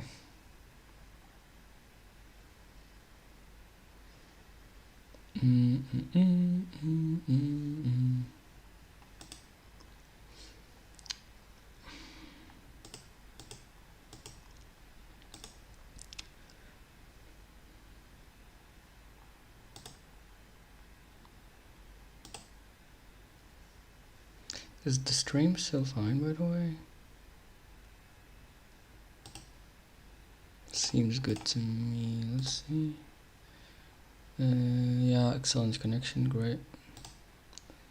Alright, alright. Okay, so let's continue, I guess, with this stupid thing is still working with. I hate you, Microsoft. Alright, let's see.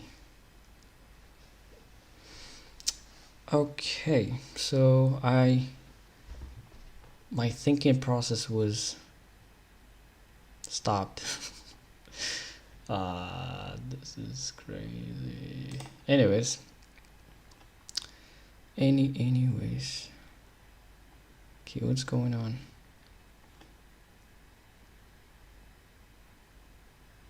IDE error, like what?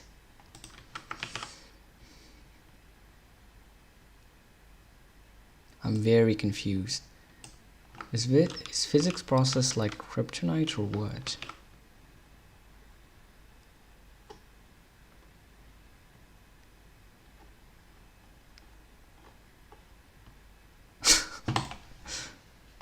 Oh.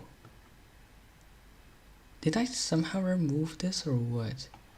Ah, alright. Hold on. That stupid IDE ruined my code. Okay. Crazy stuff. Anyways, so right now what I'm basically want to do in physics process every time is to get to update the physics thing, you know. So now an interesting thing is what you would do when the remove tree happens, when there is a reparent or something. So I'm not sure how costly is getting the parent and casting it, you know. Not sure how costly is that, or is it free? Probably not free. But yeah. So for now, at least, I think I'm just gonna try to every physics process, I'm just gonna get it from scratch. I get the physics state from scratch. Because otherwise I have to, but to be fair, yeah, I see. Yeah, can I store the physics state? Let's see. Can I cache it? Let's see, physics state option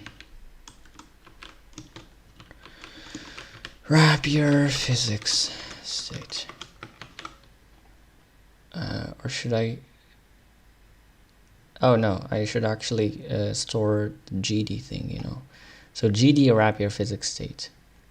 So do I need the option? I do think I need that. So yeah, fine. Let's say option GD. This is basically kind of like RC or something, but for Godot, because Godot is like, this is basically making sure that your interactions with the Godot engine is relatively safe. But anyways, now what I'm gonna do is I'm gonna put this, oh, not this one, I think this one, yeah. And here I'm just gonna say self dot, or just physics state essentially. Right, let physics state, great, or you could just call it state mutable. And finally, at the end of the day, let's say self.state is equal to state, because we do need to get access to the state to query our state after the step. No field state in type. Physics state, yeah. Okay, now what? Okay, some state.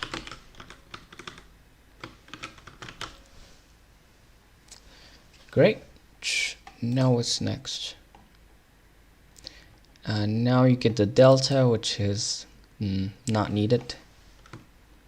I don't need it, so I'm just gonna do this. I'm not, simulating the physics here, so I'm just gonna be. But anyways, so what's now? All right, now let's just say self.state physics state.inwrap dot bind mute. We're gonna get mutable access. This is kind of like a RW log or something like that. But anyways, so right now we need to query our state of the object. Okay, how are we gonna do that? Let's check out on the guide. So you do that by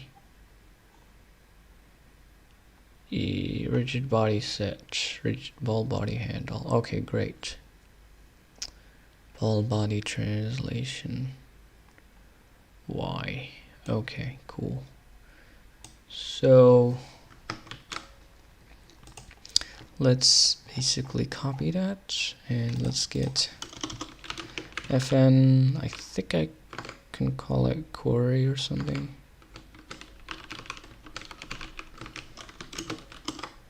Or get rigid body or fine. Let's go with that. Self.rigid body set. Here we got the body handle. Body handle is gonna be a rigid body handle, and I'm gonna give you back a reference to a rigid body. Is that it? What is going on? Oh yeah, I forgot self here. What's next? Yeah, I think that's good. Great. Query rigid body.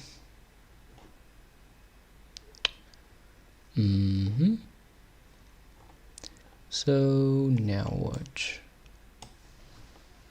So query. Do I really need bind mute? No, I don't. I only need immutable access. And now let's just say query rigid body, and then we can give it our handle, and now hopefully it gives us back a reference. The found option. Oh yeah.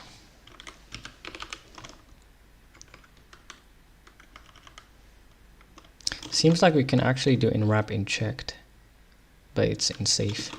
Fine, who cares? Let's go with that. I know it's safe, but let's not go crazy when it's safe right now for no reason. Self physics states query rigid body. Great. Basically why we're doing this, because we don't know really when, like Rust compiler doesn't know when these callbacks will be called, so cannot really assume anything about them. Apply. That would break my thing again, something like that. Alright, cool. So now we got our rigid body. Now what we basically need to do is we need to reflect the physics state into our own node 3D. Okay, so how are we going to do that?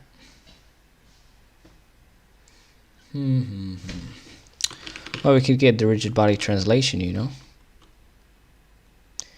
We could get all sorts of craziness.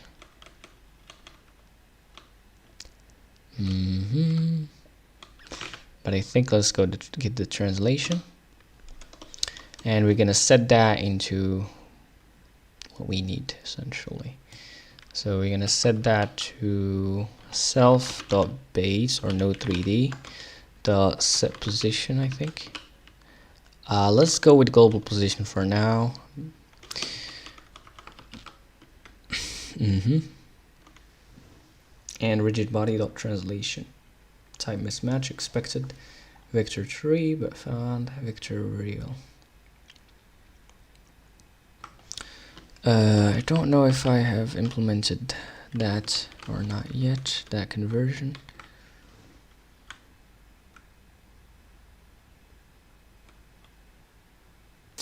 Not yet. So basically, well, I need to again do that stupid thing. Like, come on, bro. Alright, that's super frustrating. That would have been much nicer if we were able to like implement traits on for foreign types, but I'm not sure why that's not the case. Anyways, right, there's probably a reason for that, but anyway. So now let's get a G vector.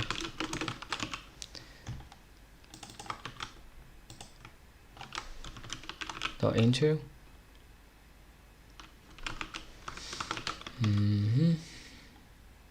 Did I implement that just yet? I think I did, maybe. Let's see. Yeah, this is gonna be a G vector. Okay. Yeah, I didn't implement them yet. So basically we have a vector 3 real and we want to convert it into a G vector. Right. Yeah. And then we want to convert the G vector into a vector 3 of Godot. So, alright, fine.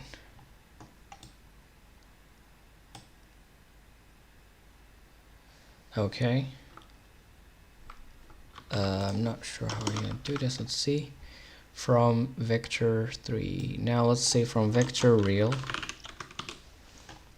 And this is actually very simple. Just say G vector value. That's gonna be vector real.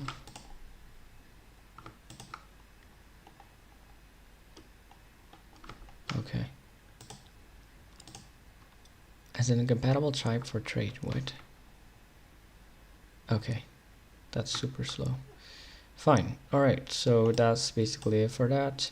Now we essentially what we're gonna do is into. We gotta implement into now too.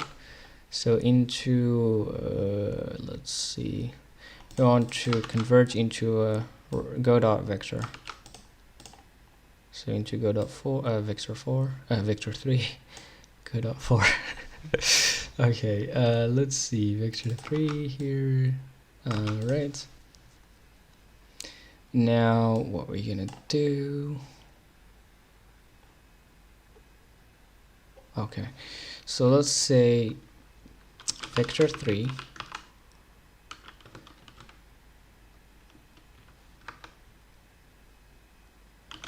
how do you construct a vector 3?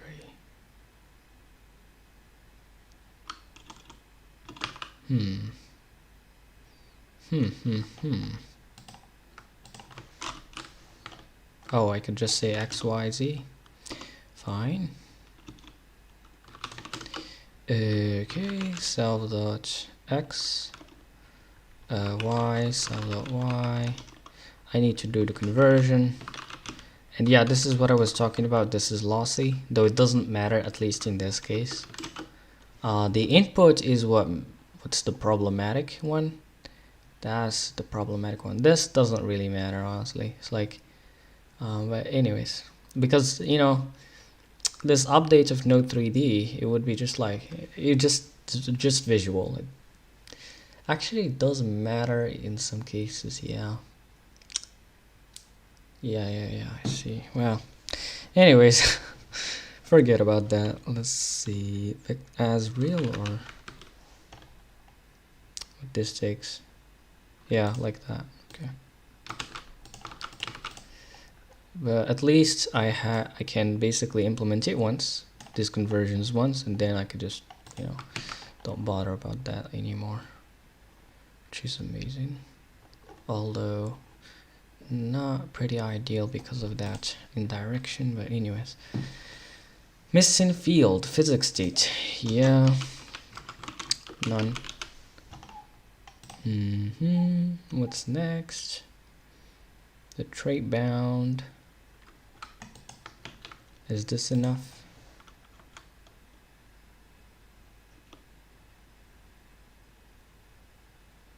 Ooh, what? Rigid body trans. Ah, I see. This gives us a reference to vector real. Makes sense. Alright, well, there's two ways we could do this. We could either implement it for reference instead, or as the compiler said, we could just say this for now. But I'm probably just gonna, you know, make the conversion for that to implement the conversion for that. Anyway, if this works, it works. Okay, cannot move out of self-physics state, which is behind a mutable reference. Uh-oh. What is going on? Well, the problem here is that physics process is having a mutable self. Well, I guess. The problem is we don't have. Let's see. Well, how are we gonna solve this? No clue. Cargo B.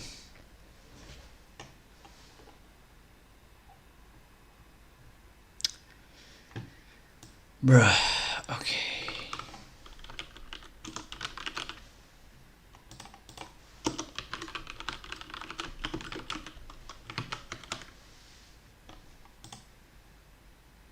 Oh, it was that simple? Really? No, it's not. Yeah, my bad. I see now. We gotta say as ref. Yeah, I'm glad that's the only thing that we gotta do. Because what I was thinking was crazier. Is that it? Yeah. Okay.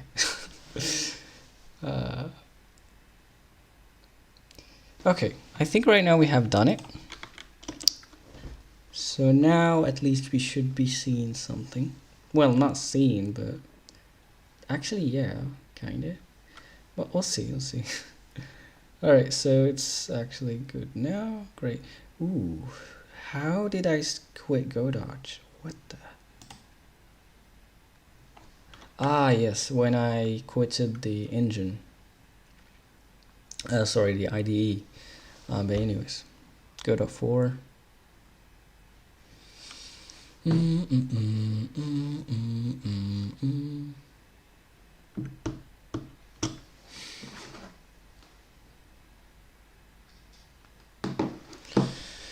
Crazy stuff.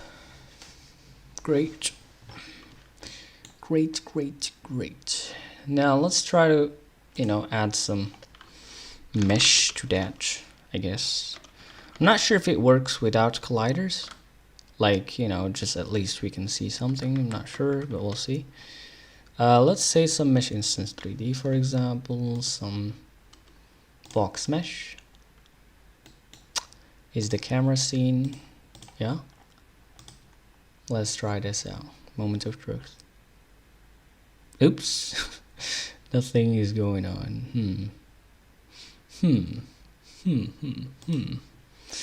Interesting. I think maybe it's because we don't have any colliders, but let's see. And by the way, my chat should be okay. Cool. I think it's probably because we need some collider to even work. So yeah, let's implement colliders too, though it should be quite simple, I guess. For now, let's just hard code it, you know. Let's just hard code things, just so you can see if anything works out or not, or we're screwed. Let's see. Create the ground. Okay, cool. Collider set. Yeah, pretty simple stuff. Let's see. Okay. Hopefully it wouldn't destroy my thing again. Yeah, it does. It's stupid. Anyways. Alright, so what's next? Yeah, we're creating the rigid body here, right? Cool. And we're actually inserting the rigid body here. Cool. So let's create a collider here. Just hard code a collider. For now, let's just say, well, that's the half of the dimensions. So I guess maybe 0.5 is what we need here for now. Although it doesn't really matter for now, but anyway, let's just say half dimensions 0.5 for the cuboid. And the collider set. Well, we're gonna need to get this guy here. Oopsies, let's do it here. Let's state.bind mute. And then the collider set insert collider. Okay, let's just hard code this stuff now. Don't want to deal with this. State collider set insert. But no, hold on.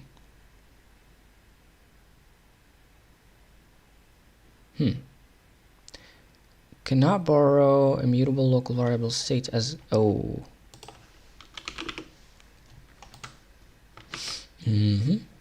What's next?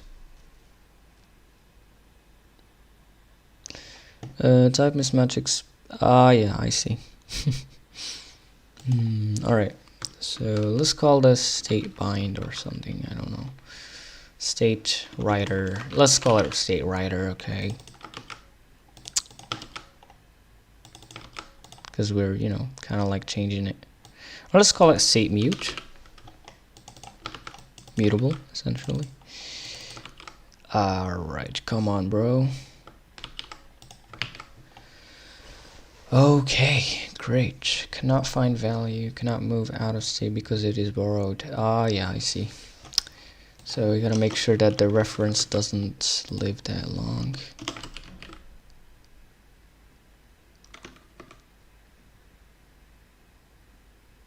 Is that how it goes?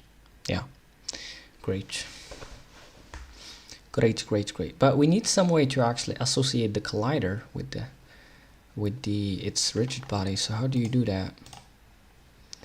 Insert with parent. But well,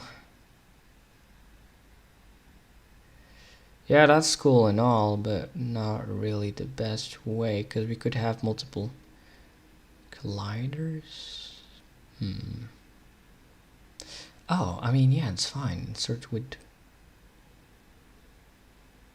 Yeah, it's fine. Insert with parent. We can get the parent and then. Yeah, makes sense. Total sense. Alright, so let's say instead of insert with parent. And here the collider. Where did we. Oh, yeah, there you go. And now the parent handle, the rigid body handle. We haven't created it just yet, so let's create it first. Great. Pretty cool stuff. Now let's say self.handle, comma, bodies. Oh yeah, the rigid body set. This is not great, but let's just hardcode stuff for now. Self.rigid body set, I think. Oops, not that. State mute. We gotta make some methods for these stuff, but anyway. Need for speed for now. Insert with parent. Oh yeah.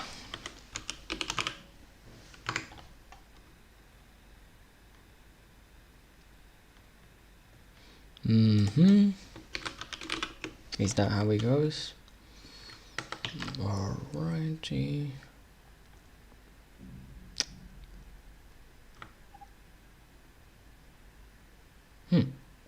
What? What? Cannot borrow state mute as mutable more than once at a time. Makes sense, because we're trying to basically get a mutable reference to one of its members, and then we're trying to, you know, makes total sense. Okay. Alright. How are we gonna do this? I think we need a method though. Alright. So let's get a method. So what we need is to add a collider, you know. So insert collider. So then we could have hopefully one mutable self. Great. And then we need basically the parent. The rigid body handle. Let's call it the parent, fine. Rigid body handle. And the collider.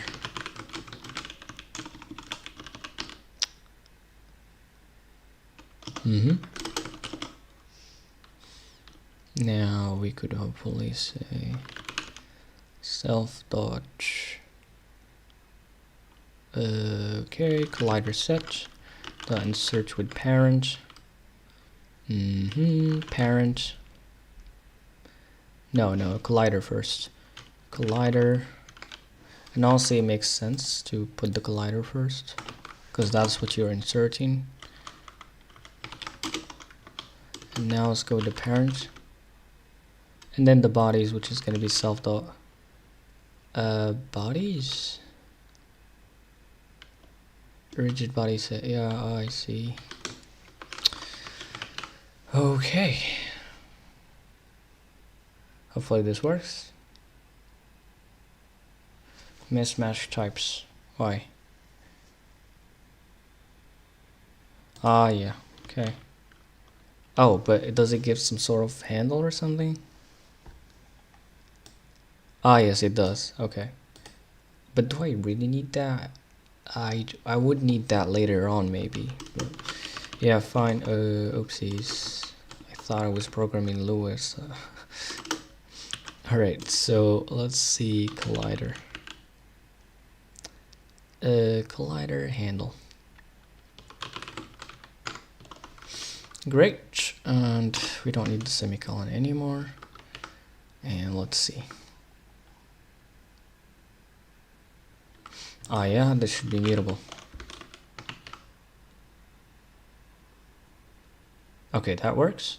Great. Seems like it, at least. So that's nice. Righty, makes sense. So now let's just say state mutable. So Rust just forced me to make a method. Anyways, so state mutable dot insert collider, right? Yes. Alright, cell.handle, and then the parent. The parent? Ah, yeah. Well, which is the rigid body handle, essentially, yeah. Oh, hold on, what? No, this is gonna be the collider. That's crazy. Okay. Okay. Now would this work? Option. Come on. I told you it's gonna be annoying. And yeah, there you go. I think we're done with that. Did I miss anything? Doesn't seem like it. So let's build this and let's find out.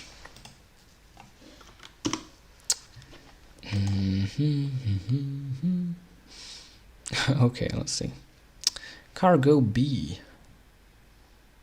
Let's go to godot. I guess let's reload this, maybe. I mean, what if I don't reload though? There you go. Let's go. All right, nice. So we got it working. Let's go. Nice. So right now we have rapier physics engine in Godot. Godot 4. Nice. And it's double precision.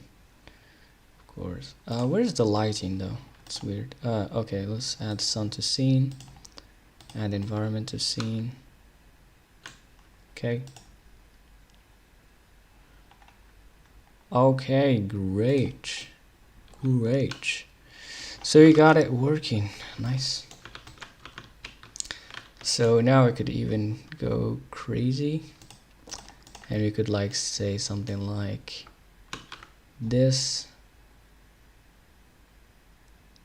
But unfortunately we still don't have kinematic bodies just yet, like static bodies and stuff. So how we can make this glide? Yeah, I guess let's just force them to collide, I guess. Okay. Let's see some explosion here. There you go. Look at that beauty. Let's see what's gonna happen here. Interesting. All right, fine. So now to make it more fun, we're gonna need some fixed bodies. So we can make a ground, so we can see things go crazy. Is the stream fine?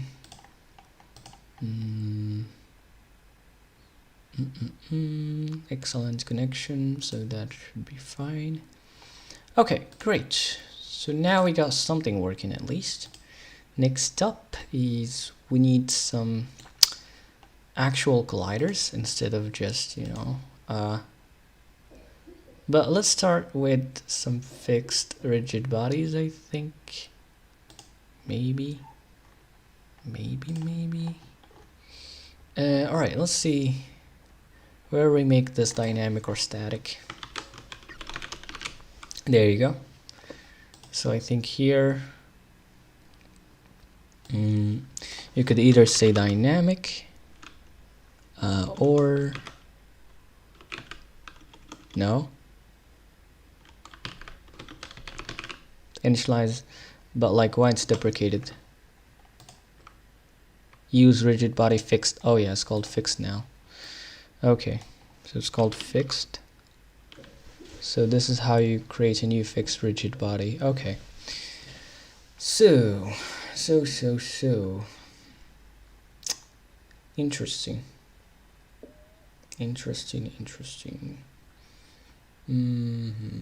So we gotta basically right now expose some property to the Godot engine editor. So you could basically change the body, the kind of type. Is it fixed? Is it dynamic? Or is it kinematic, position based, or velocity based? I don't know if, but for now what we really need is fixed or dynamic, essentially. Fixed or dynamic. New static, new kinematic. Okay, so how are we gonna do this? Well, first of all, let's try to kind of expose some enum or something to Godot engine editor. How are we gonna do that? And by the way, what is the order of this stupid stuff? Because it's very annoying. What is the order? Let's see. Register class init to string enter tree, then physics process, then enter tree. Okay. Because it's just super annoying to have these stupid warnings. Right. Okay, great. It's good though to be consistent anyway. So, alright. Now what? Yeah, as I said, we want to try to export some stuff. Now, I don't really remember how do you do this. Tray implemented for types. Derive macro. Export.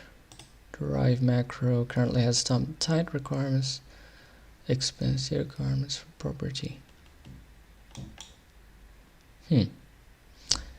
Export. Let's see. Okay. Hold on a second, I'm gonna come back.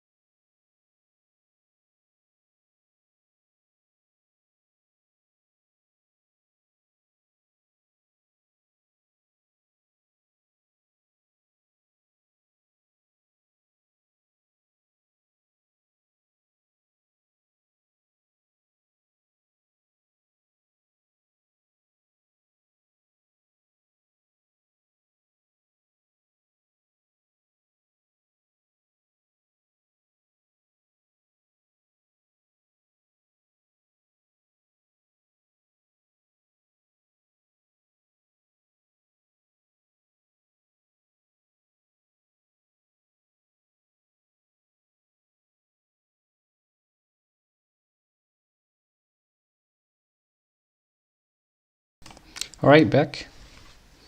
Back. Okay. So where we were, okay, so we want to export some enum. Let's see how we can do that. How we can export stuff.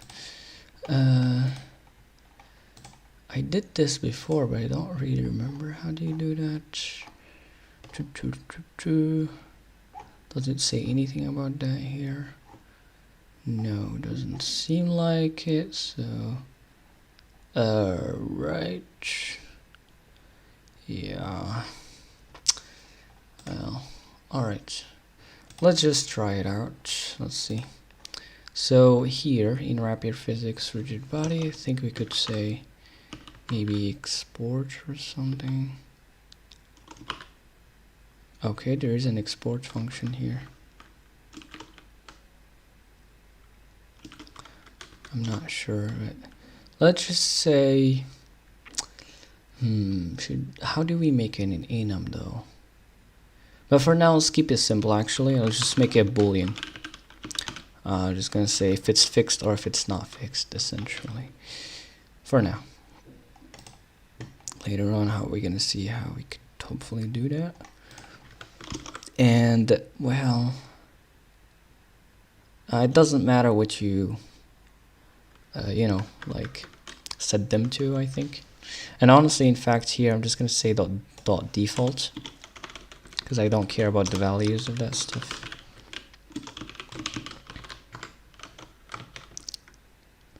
Does it work like that?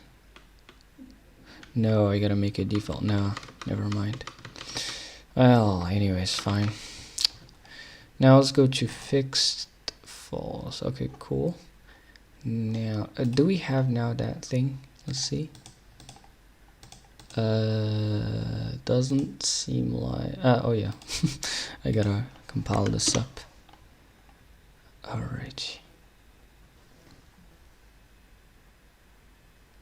Come on. Okay. Will I have this or no? No. Let's reload the current project. And as in save change, save and close. Okay. Let's see. Alrighty.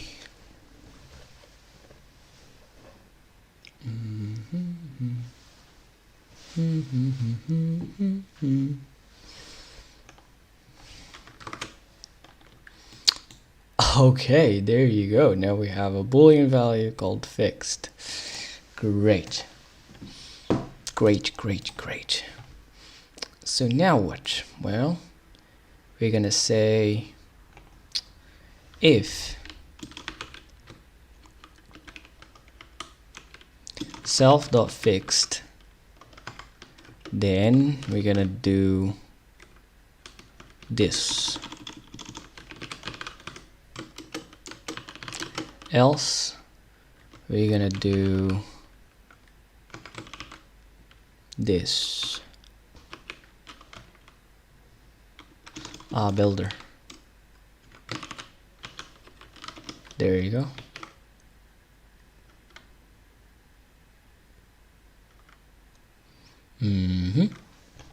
So now let's compile this out, and this should do the trick.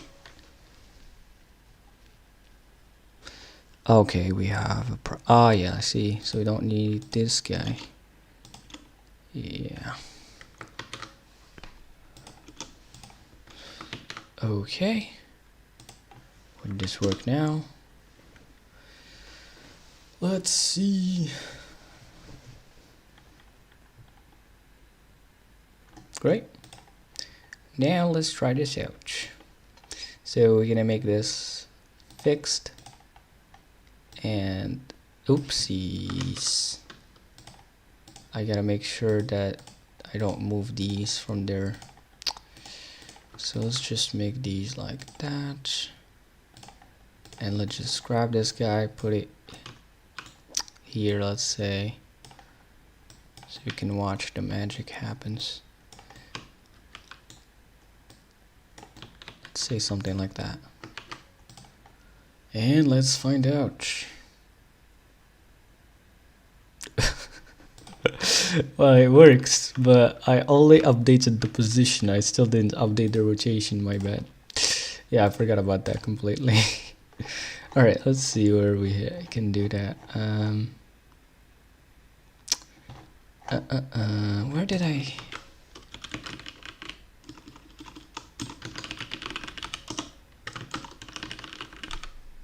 There you go. Set global position. Now let's also set the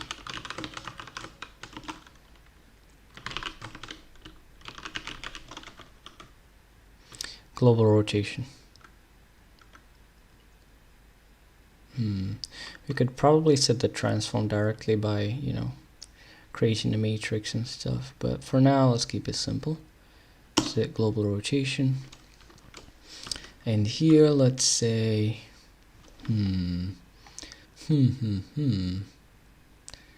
okay, let's say this is position, I guess.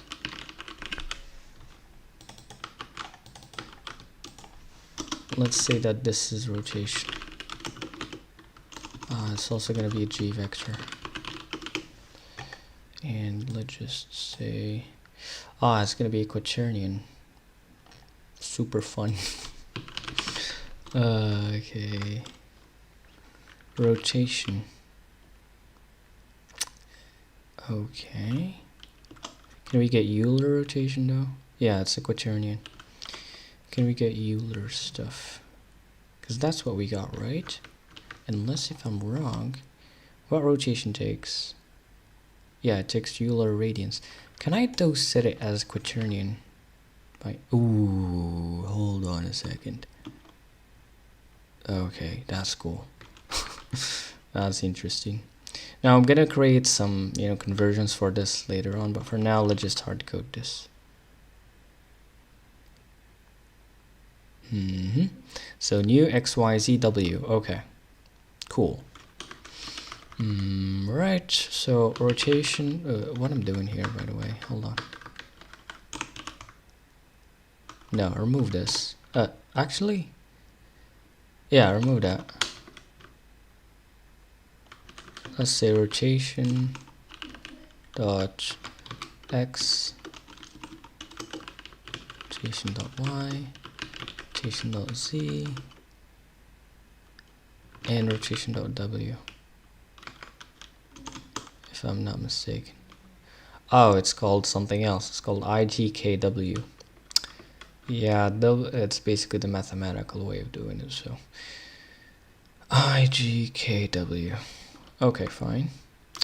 IGK G.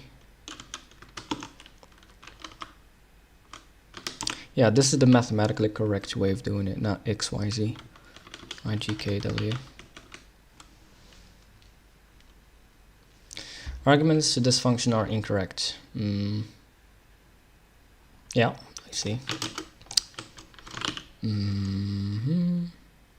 Expected real, okay. As read. As real. As real. Okay. What's now? Great. So it works now. It works.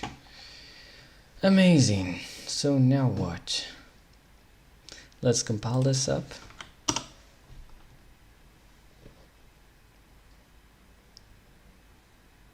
And we should have some sweet rotations.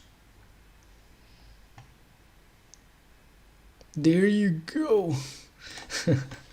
That's what I'm talking about. Let's go. So we got rapier working right now. Alright, so I'm gonna take a break and then we can come, oh, I'm gonna come back later. In 5 minutes or so.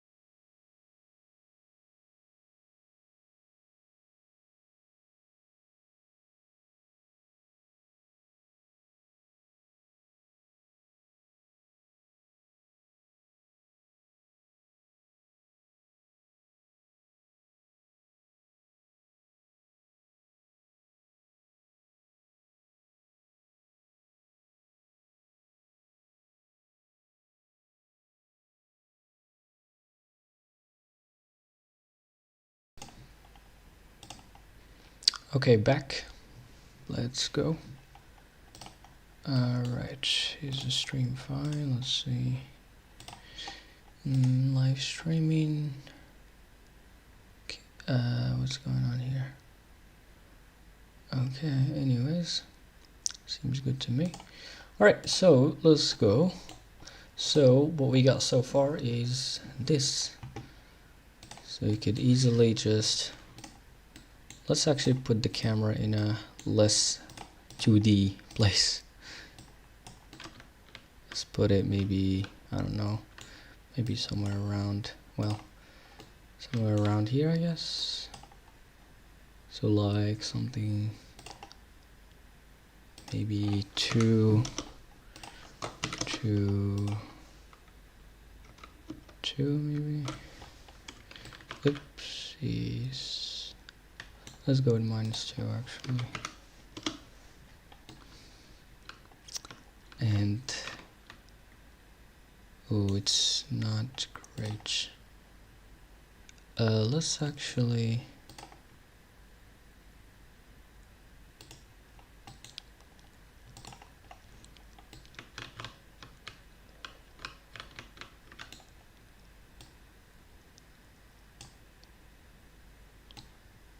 let's make this local space. There you go.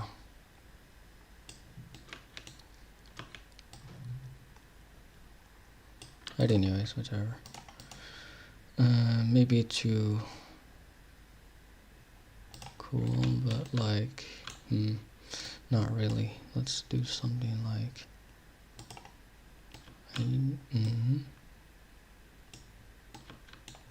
anyways, whatever.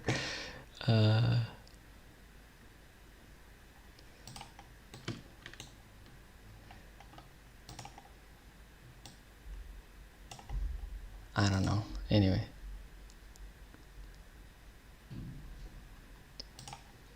But yeah, it seems to work out just fine. So we could like, for example, make this, yeah, we still don't have the collider stuff. Now let's add colliders. And that should be, alright, let's see. So you're gonna add another node called, but again, do I want to rename this? So I'll just keep it like that for now. Anyway, so now let's create a new class called collider.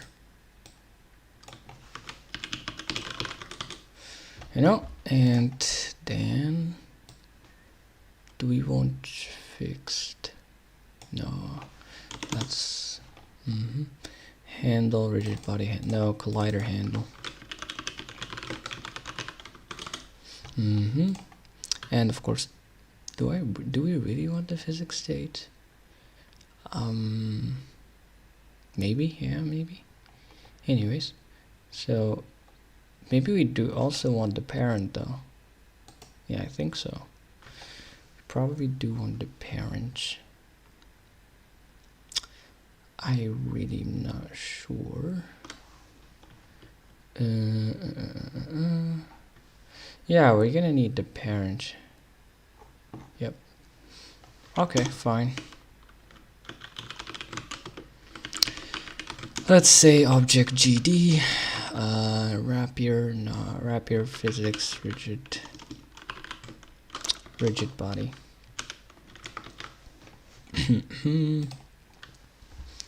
Okay, cool. Now let's see, godot-class, not export. And now what? Yeah, we're gonna need that collider stuff. It's like when you basically create a regular physics body in Godot, like a collider.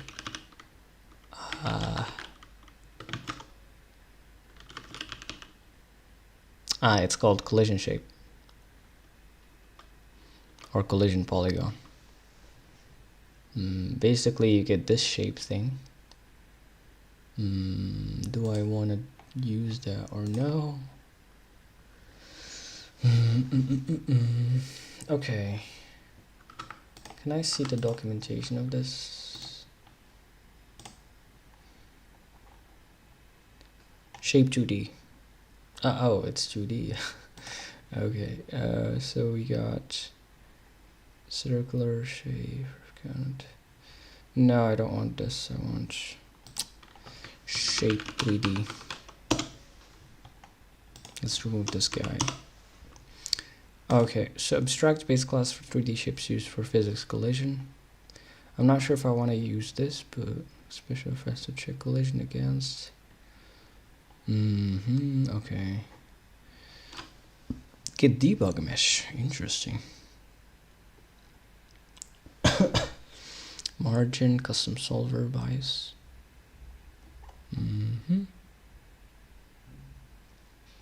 Used to draw the debug collision for this shape 3D. Yeah, that's quite interesting.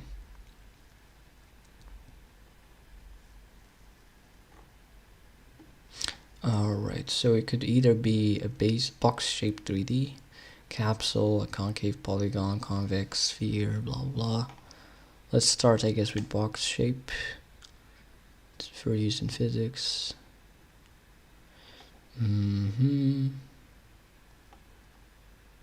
Okay. So we have a size. Alright. So let's try to do this, I guess. So rapier physics collider, and it's gonna have a physics state parent, blah blah. Now here, what we're gonna do is export.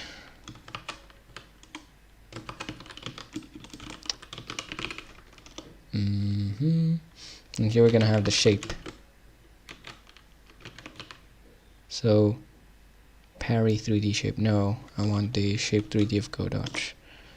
Okay. Yeah, we could always create a new shape, I think. That's good. I think so. Alright, fine. So we got the shape now. Great. We got the shape 3D. So now hopefully we could create some shapes, some colliders. Well, I forgot. Cargo B.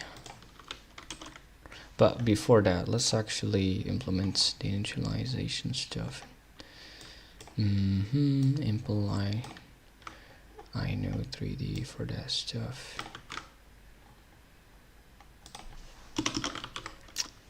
Okay. For rapier physics collider.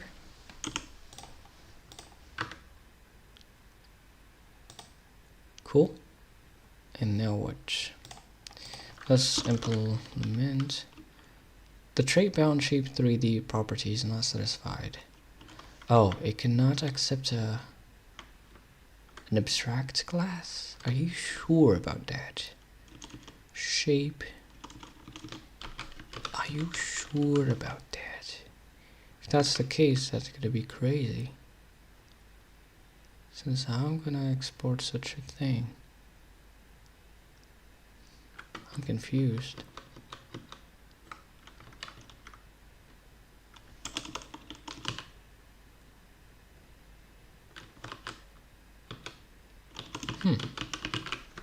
What?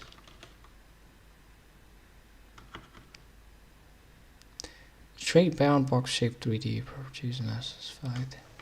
Why?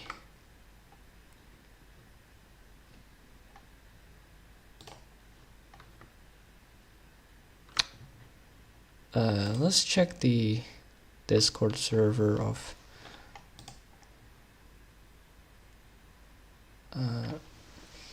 the creator of this gdext, and hopefully they could help us there. Okay, let's see. The trait bound shape 3D properties not satisfied. I mean, I understand what it's talking about, but like, why shape 3D is not? I mean, it's a Godot class. So what's the problem?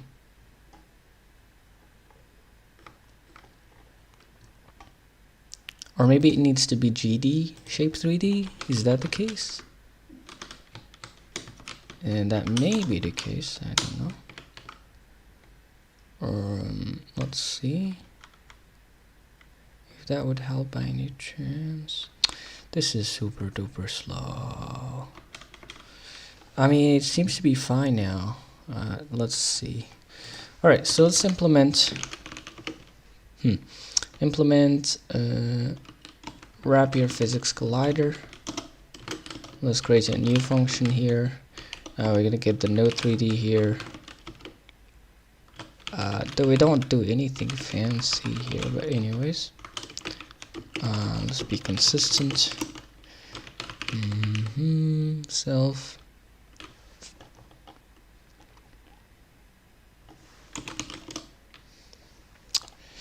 Okay, a lot of craziness.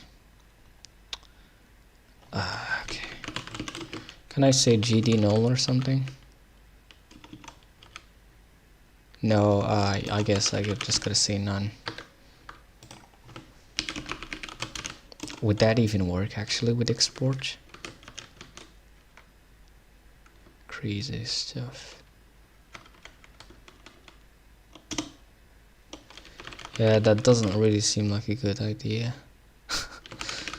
Right.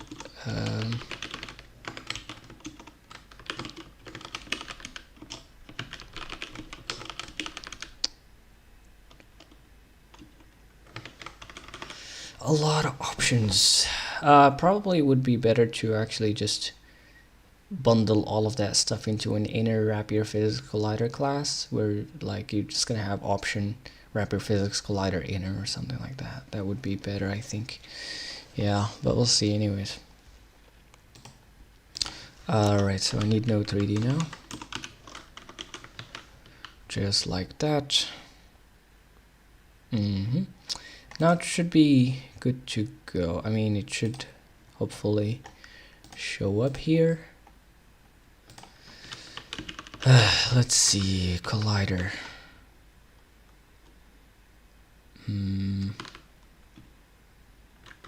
No.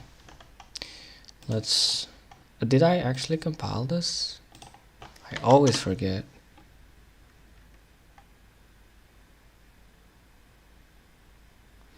I'm not sure if that export would work or not, because, you know, it's in GD and it's an option and stuff. So hopefully it would. Let's see. Right, physics. Gotta...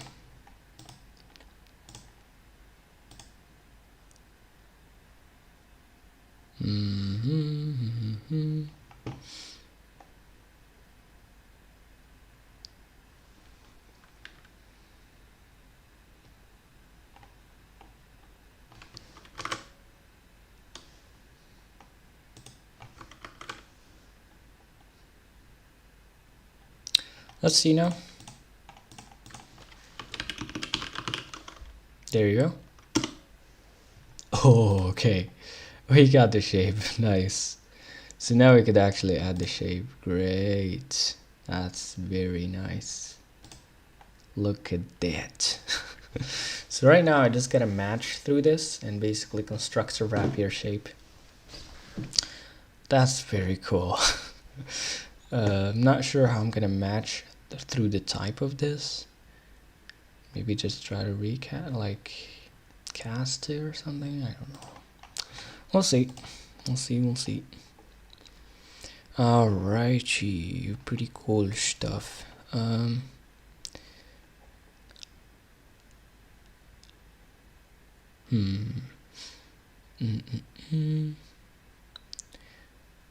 Okay. Alright, so let's say enter tree, I think, and let's get started here. Okay. So we shouldn't do...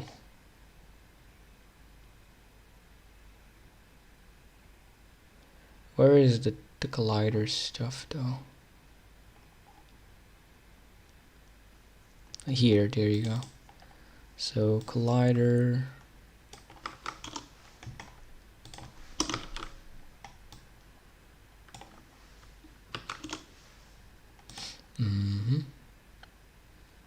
so we don't have that anymore. Great. So let's go here. Let's do this. And now we're gonna need the physics state. And interestingly, yes, I don't want to actually do the physics state here, yeah, because I'm gonna do double the work for no reason. So yeah, no, let's remove the physics state from the rapier physics collider. It doesn't really need that. I can keep the collider handle for the parent. Yeah, great. Shape. Yeah, that's basically all it needs. I'm just gonna get the physics state from the parent, like the rigid body. So yeah, in fact, the collider doesn't even need access to that really. It can just, you know, like register itself essentially into the rigid body, kind of like how the state works with the body. But yeah, fine, let's go that way. Yeah. Okay, so now here we need somehow to get the parent first, and then okay, and then we gotta use the parent to insert the collider. As simple as that, right? So let's get the parent first of all. So self.node3d get parent.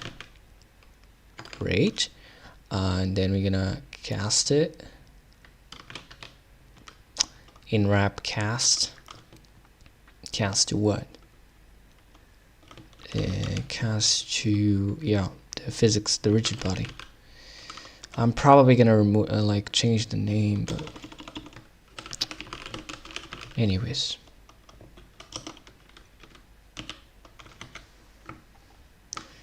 Okay.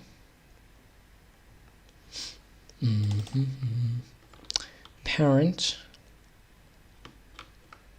Now we're just gonna tell the parent to insert the collider itself. Who cares? So, and do we really need the parent afterwards? Actually, we don't. Yeah, I don't think we need to store the parent though.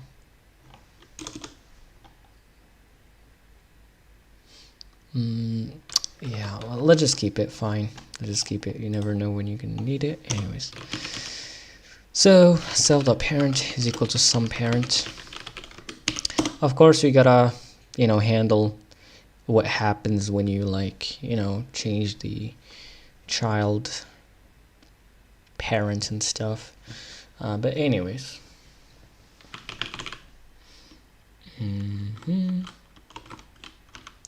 State mute. So no, we're just gonna say this. So parent dot insert collider, and we're just gonna give it the collider, and then the parent, the rigid body, could, you know, do its job. We could go the other way around, which is to go through the children and then register them one by one. But no, I don't think that's good, because you don't necessarily have like all the children gonna be like colliders. So let's say you're gonna have, let's say, for whatever reason, 1,000 objects that aren't colliders, you know, inside the child, inside the parent. So you're just gonna go through it all for no reason. So anyways, whatever. Parent insert collider. So now we're gonna need this kind of thing here. How are we gonna do this? Yeah, and the impl block.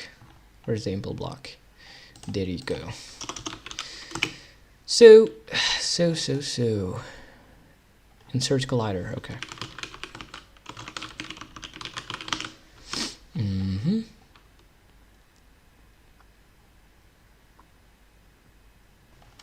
Self, or no, what I'm doing. It's gonna give back collider handle.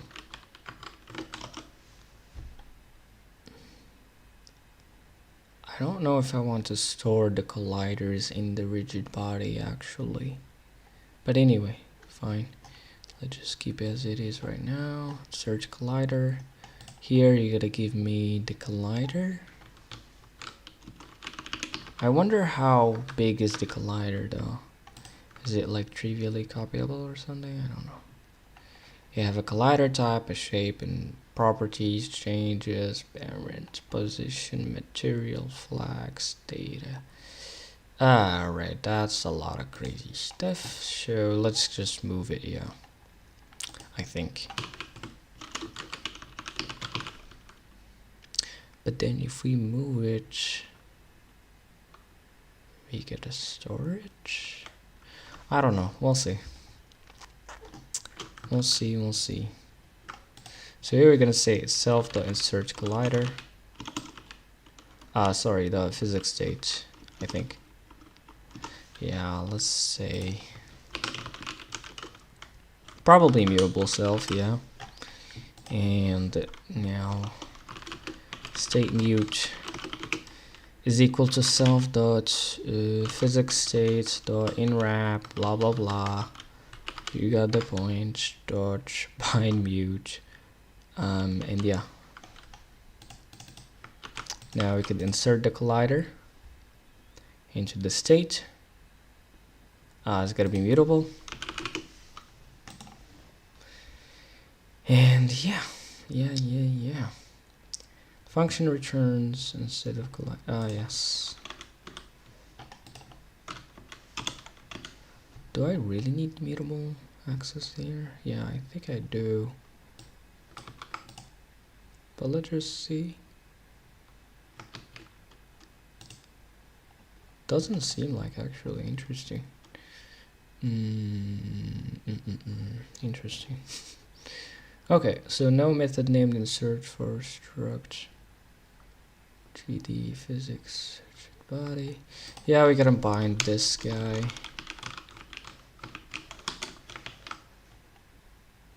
Or maybe even we're gonna unwrap it. No. Found for struct. Okay, there you go. Borrow. I see. Makes sense. Okay, what's next? Yeah, seems all good now. Which is behind a shared reference. Oh yeah. As ref. Once again. Not here actually. Great. Is that the way you do it? Cannot borrow data in a reference as mutable. Yeah, we do need mutable access, I think. As mute, actually. Super duper slow IDE, come on. Come on. Right. Cannot borrow a mutable local variable as mutable. Yes. This gotta be mutable, and since this is mutable, this gotta be mutable. Yeah.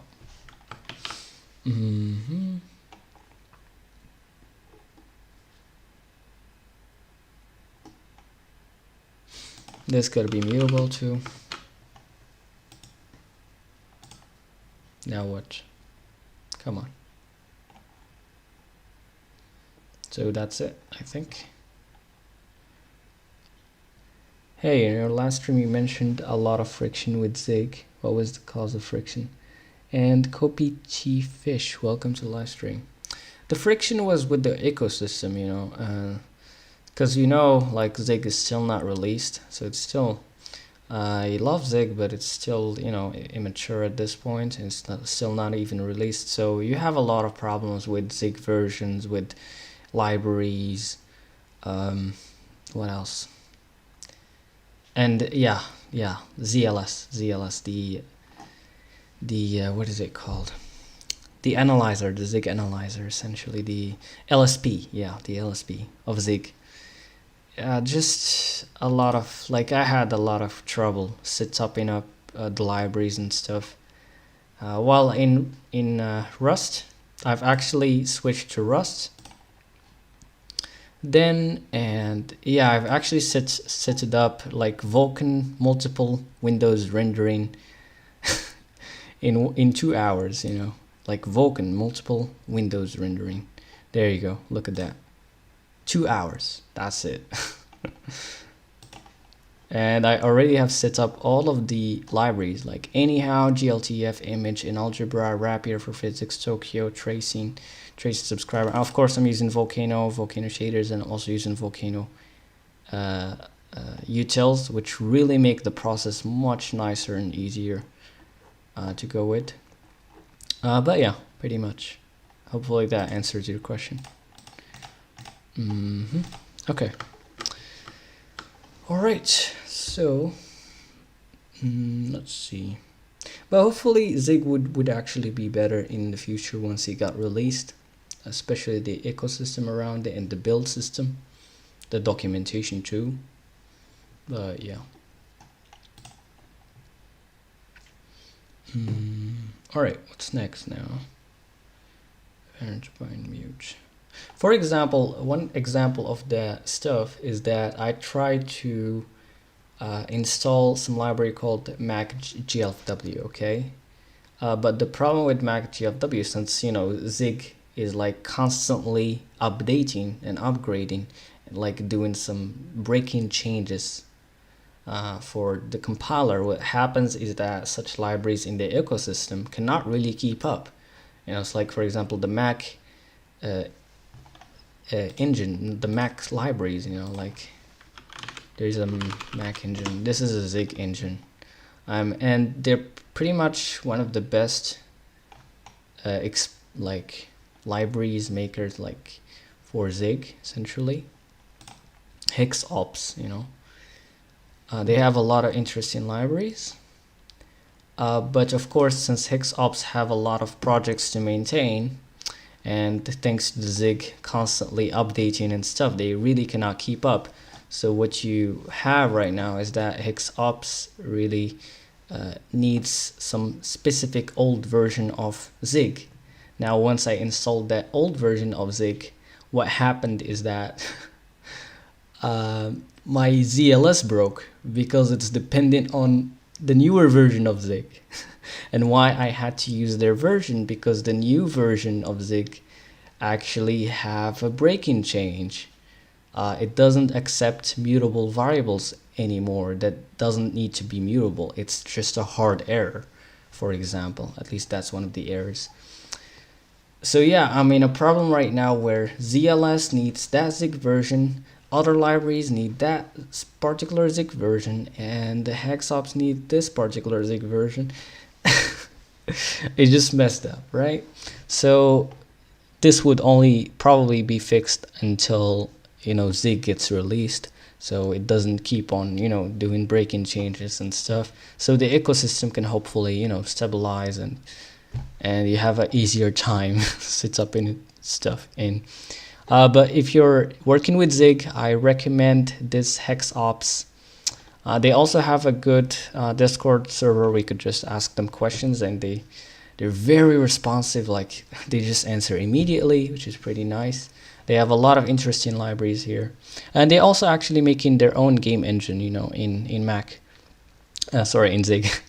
So I tried listing file directories with Zig and couldn't find any up-to-date docs, or ChatGPT keeps giving me functions that were similarly removed. I see, yeah. Or not, like, AI wouldn't help you with Zig too much, unless if your project is big enough that the Zig, like the AI could infer maybe from your code or something like that. But really, like, the older the language and the more stable it is, the more the AI can help you, and also the more the language is, you know, less complex. But yeah, hopefully that answers your question. And listing files should be pretty simple with Zig. I may make some tutorials on Zig later on though, hopefully, if there's enough support for it. But yeah, you could join into my Discord server, and if there's anything, when, like, sometimes I throw on some ideas, and whichever gets more votes, I just make a video on it. So yeah, pretty much. Hopefully that answers your question. All right, so now it's what else is going on here? What I was even doing? Let's see. Rapier physics colliders. Yeah, did we compile this? We compile.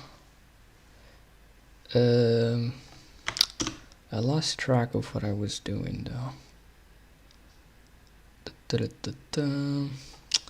Let's just build this. So basically we're creating a collider. Currently we're just creating a simple collider for now. And then parent, we're getting the parent, then we're casting it to a physics rigid body. Then we bind mutable, we insert the collider, great. Then self.parent equals some parent. Rapier physics rigid body. Insert collider.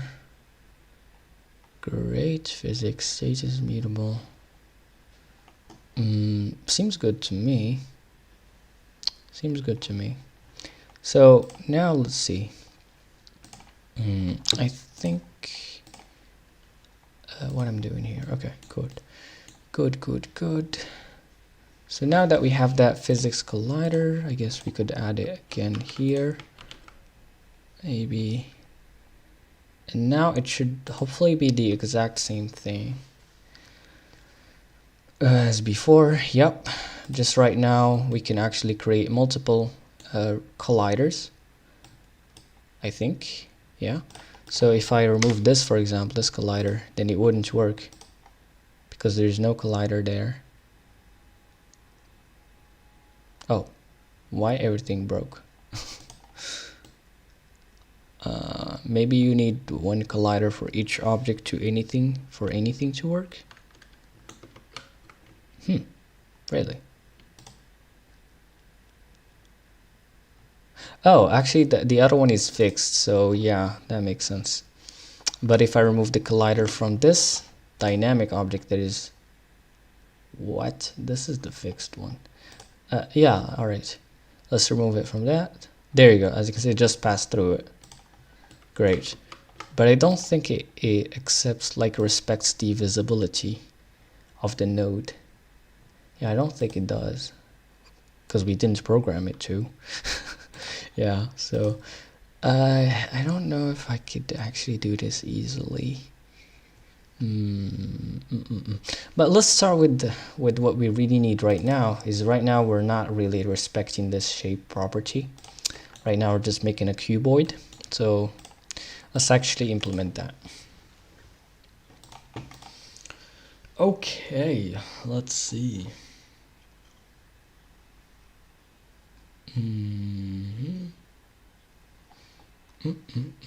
Okay, so here we're actually creating the cuboid.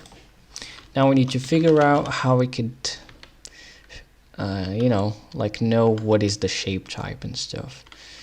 I have no clue where to even start with that. Crazy stuff. Let's unwrap first, of course. And now I'm not sure how can I match on this, depending on its. Ooh, you could get a class. Well, that's interesting. You can get the class name, I think. That's not really the best way to go about it, but I mean, that's the only way. Well, what you gotta do? Let's go to Discord. I wonder if I can get some help there. gdextension, there you go. Godot-rust. Okay. Oh, someone is working on colliders too. Okay, cool. All right, so how can what I want? Yeah, how to match, or is it possible to match on the shape 3D type? I should have said at least hello. Forgot. So, is it possible to match on the shape 3D type? Hopefully there is someone active right now.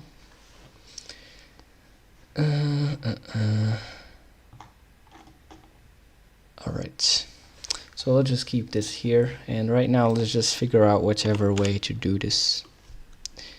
We could, there is a lot of ways to try this out. We could try cast, and if it works, we're good. Otherwise, we could just match on the class name, or we could check if it is a class. I'm not sure which one is best here.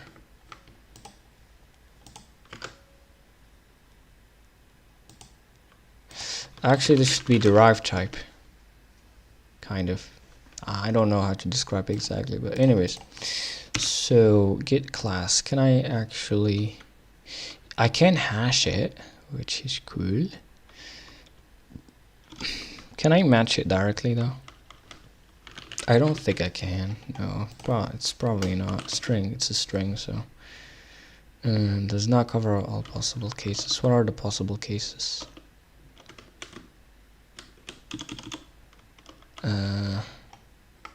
Opaque. No. That doesn't work. Okay. So what else we could do?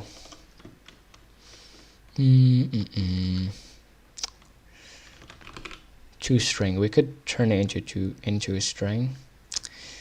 It really is not the best way to go about this, but I don't know if there is a better way. Alright. Well, I think honestly it's probably just better to try to cast it, and if it works, there you go.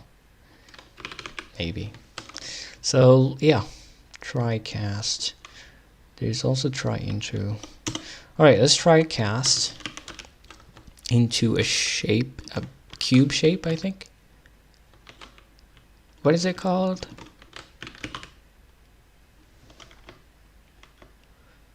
Box shape, I think. Yeah, it's called box shape. Box shape 3D. There you go. So, depending if this is true or not. So this gives me a result essentially. Oopsies. Okay, let's see. So if it's okay, then well, we get our box shape. Otherwise, we're just gonna ignore the error and try something else. Try to cast to something else, essentially. That's gonna be a pain to do, but anyways, I don't know any better way to do this for now. So all right, there's probably a better way though. But anyways, box shape. Get class callable. Okay, so how we can get info? Oh right, so we can get the name, just get size. Okay, cool. But can I just say size directly? No, it can. I need to say get size. All right, cool, interesting. So let's get the size, and this is our size. Great. Let's actually say into. So we could turn it into a G vector. Great. And now, what's next? Well, yeah, so basically this is going to be the collider. Right, and here we're going to say this. Let's remove this. Error here. Let's just panic for now, I guess. Yeah, let's just can we do something better? No, let's just panic for now, or let's say unimplemented, you know.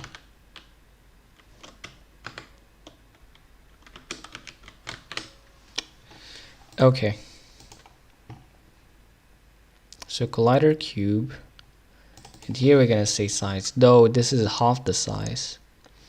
I'm not sure in Godot, is it half the size or the size? I think before it was half the size, but then I guess they changed it to maybe? I don't know. Let's see, hold on a second. So what is this? This is, yeah, it's size 1. Okay, great. What if I add here? Yeah, let's make a little physics object here. A rigid body or something, who cares? Body 3D, for example. Okay. Let's just grab this guy here, maybe. And let's experiment.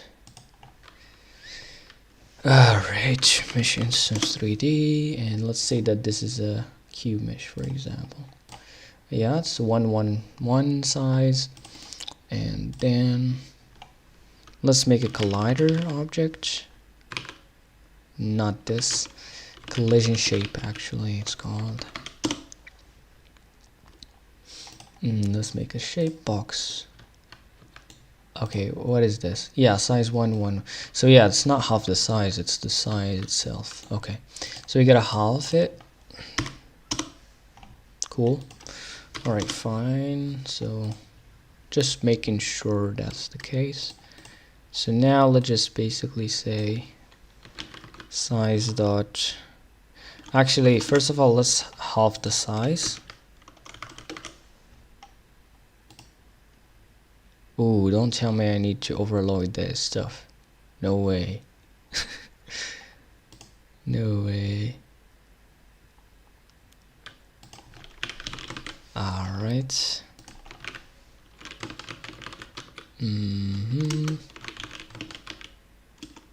Yeah, it's a big pain that you cannot implement traits to foreign types.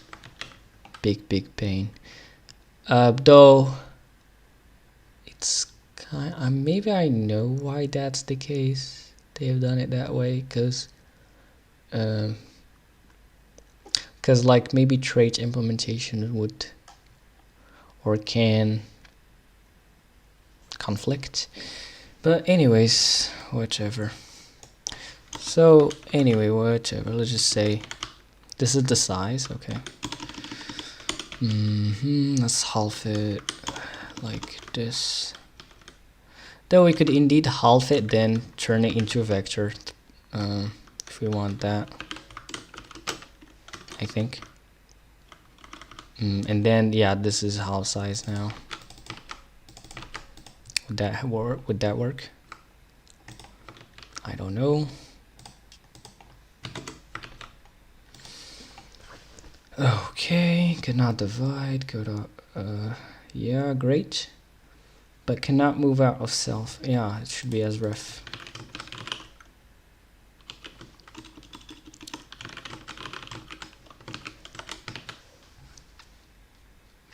IDE error occurred.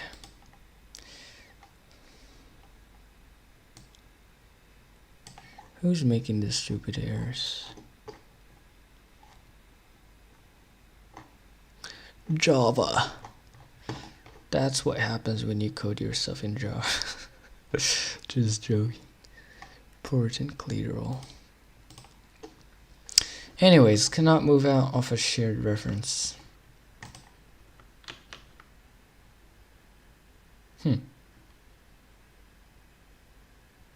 What is happening here?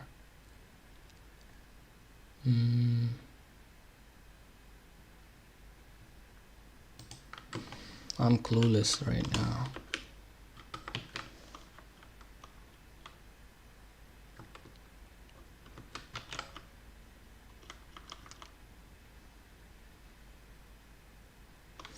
The trait, what? I'm confused.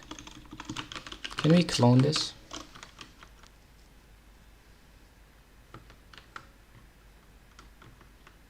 Come on, why it's super slow? Let's go. Okay, so we can clone it.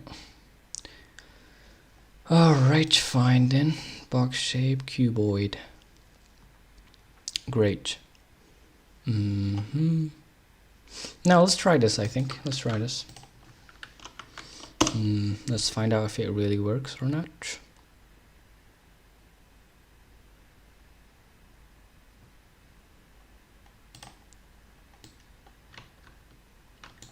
Let's make sure my physics collider has some shapes. Box shape here. a box shape here. Okay, now let's have some fun by changing the mesh size here to, let's say, 10 in the X and Z axis. Oopsies, did I change the wrong one? They share the same mesh. I see. Can I scale just the mesh though? Let's scale the mesh.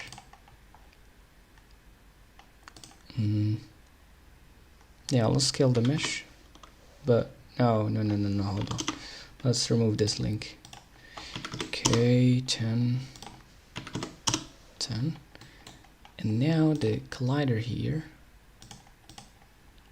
Let's change this to 10 by 10.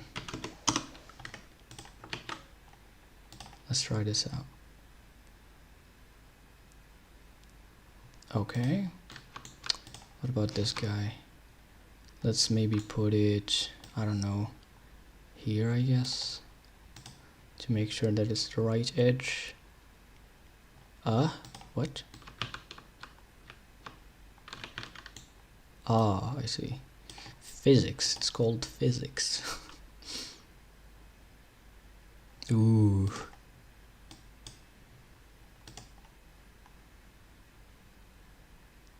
There you go. It works. Great. So now we could go wild. We could do this, this, and this, and this. And let's just rotate all of them a bit to have some more drama in there. Right. Ah, come on. Oh, I see. What did I have just done now?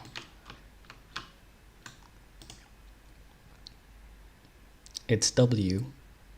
What? Ah, I see. Anyways, fine. Cannot select them.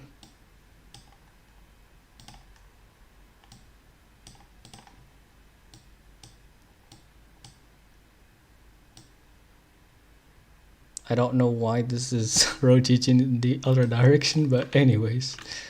Are we taking the whole scene? No, we're not. Okay. Let's try this out. Okay, great. So our physics engine is working out. It's working. It's working. Great. So now let's implement more shapes. More shapes. Let's see. Next shape is a sphere. Okay, how can you check? Nah, that's another question. Okay. Alright, fine. Let's just go with our dirty way of doing it. Match. Can we make it less crazy? Let's see.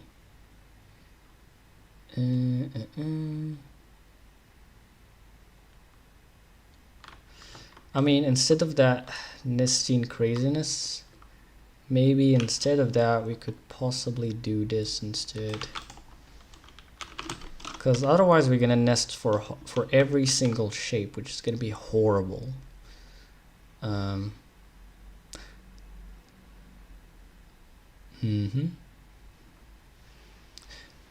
Actually, yeah, we could do something interesting. Could do this, you know. Well, that's not gonna be the best way to do it, because we're gonna try to cast for every single case. I don't know. Let's just bite the bullet anyways. Match collider. Match collider, right?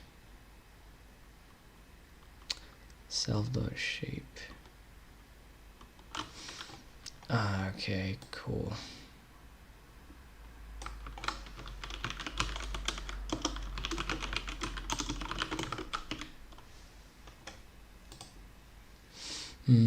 Try cast. Error match shape dot try cast. You see where I'm going with this? Sphere, I guess, shape. Okay.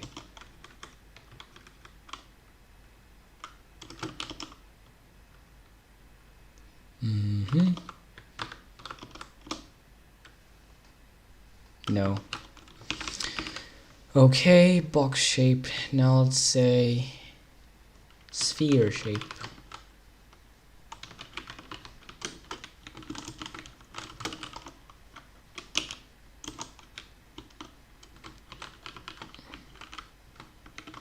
Otherwise, we're gonna go to the next case. But I guess let's try to implement as much shapes as possible, maybe. Let's see. So now how we can do this? Well, collider builder. Though I did forget one thing. I mean, the collider doesn't just have a size though. It have more than that, I think. I mean, if we go to collider here. Where is the collider? It's called shape, yeah, okay. No, box shape, yeah. So there's size and what else? I think there's also some margin stuff and crazy stuff like that. Let me check the documentation though, hold on. Where is that documentation? I guess F1. Okay. Now what? Let's say collider, I guess. Oh yeah, collision shape. And now what? Disabled. So yeah, it could be disabled. Oh, so it doesn't really, I guess it doesn't respect visibility. But why not just use visibility though? Weird. Anyways, make convex from sibling. Oh, hold on. What? I see, okay. Alright, fine. Let's go to the collision, the shape 3D actually. Custom solver bias. I don't know what this even means. And there's a margin. Now, yeah, this is actually quite used. Fluid margin. The shape custom solver bias defines how much body reacts to enforced contact separation when this shape is involved. Set to 0, the default value from context bias is used. I see, default context bias from the project settings, okay. The margin, the collision margin, this is not used in godot-physics. What? Allow collision detection to be more efficient by adding extra shell around shapes. Let's see what rapier gives us. That's the question. The big question. What rapier physics gives us in terms of colliders? Ooh, a lot of craziness. Okay, that's a lot of fun. It gives us friction, sensor, mass, properties, position, restitution, solver groups. That's a lot of craziness. Okay. Shared shape. Shape of the collider to be built. What? Okay. Active collision types, active events. Is that this one is what we need? The total force magnitude beyond which a context force event can be emitted. I mean, it seems similar, but I'm not sure if it's the same thing. There's even solver groups. So I don't know how to map that margin thing. So let's see, hold on. Rapier collision margin or something like that. Well, there's colliders. Okay. Is there some margin here? No, there isn't. Amazing. This is how you create a ball, capsule, trimesh, vertices, indices, high field, translation, rotation, position, density, friction. Oh, okay. So I think Godot doesn't really give you this stuff in every collider. It gives you per object, I think. Yeah, but Rapier gives it per collider, which is crazy, amazing. Right. So like if, hold on, let me show you. At least that's what I think. Let's see. Or let's just check the documentation here actually. Let's just go with rigid body, I think. Bro. Oh. There you go. Angular damp, angular damp mode, angular velocity, can sleep, freeze, mass. So yeah, it gives you that stuff in the body itself, which is not super flexible, right? Because like all of this stuff, I think, but hold on, no, I'm not sure.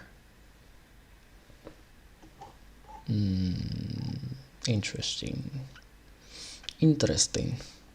Body injured. We may be able, by the way, to possibly implement this trait. So you can like make the physics engine in like drop in replacement, I think. That's interesting. But I really don't want to lock myself to that. Yeah, I really don't want to lock myself to that. Because, yeah, that's severely going to limit us. And we may need some, you know, some workarounds that would affect performance and would limit our potential. Okay. Body shape injured. Ooh, we do need some interesting events though. But, well, that's gonna be interesting. Tab mode, combine, angular dump, center of mass. Yeah, I think basically those properties are per object when it comes to Godot, and or is it? Hold on. Let me see the collider itself. The collision shape. Come on.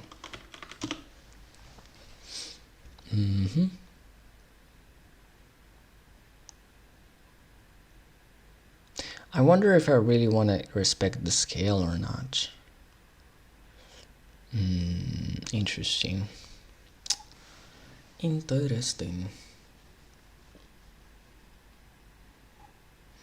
I mean, I don't know why Godot doesn't really care about the scale of the collision. I think it's a good thing if we add that, but I don't know. Make convex from siblings, disabled shape. Yeah, you don't have like in Godot physics, you don't have like properties per collision. You have just per. Honestly, Rapier is pretty good. Rapier is the best. Let's go. Shape 3D. There's also the other physics engine called Jolt, but I never used it, though I did hear some good things about it, but I don't know. I never used it. I don't know how it compares to Rapier. But anyways. Though it's made in C++, so that's a negative in my book. Rapier is made in Rust.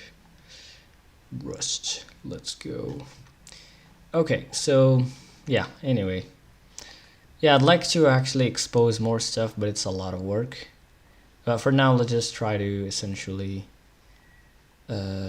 hopefully implement these shapes, and then maybe I'm gonna stop streaming at that point. Is the stream fine?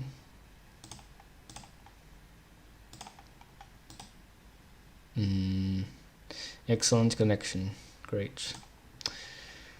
Okay, so let's actually implement the other physics bodies, and hopefully if you guys want to contribute to, you know, make this more, because as you can see, it's just a lot of work pretty much to, you know, include to expose all properties and stuff, though maybe the AI could help us with that. I don't know. Though A question that I'd like to ask actually is how we could match on TriCast kind of thing. Let's see if the AI can help us with that. Can I match with TriCast? So like match on the derived type and just try all of them essentially. Yes, you can use TriCast in a match expression in Rust. However, it is important to note that TriCast returns a result type, so you need to handle. Nah, didn't understand me.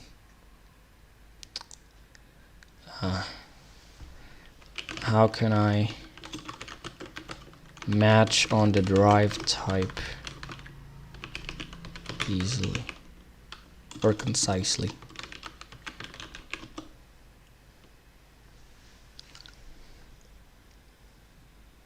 I hope there is some interesting feature that could make this nicer. Ooh, in Rust you can directly match from the derived type of trait object due to the static typing system. However, we could use the downcast rs crate to achieve something similar. This crate provides a way to try to downcast a trait object to a concrete type, which you can then use in a match expression. Then you can use it in your code like this.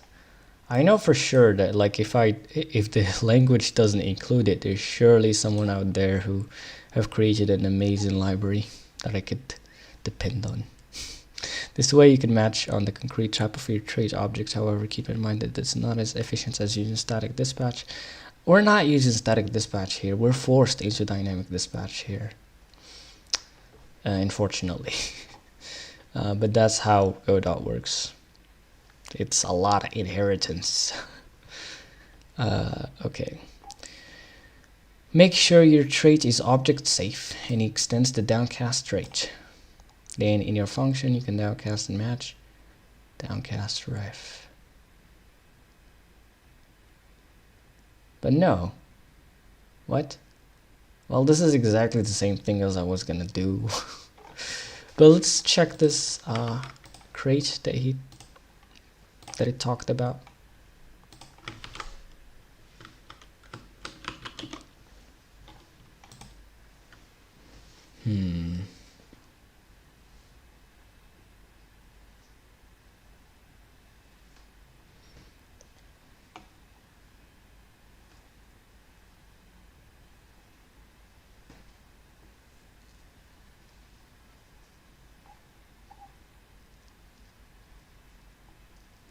No, I don't think it is what we need.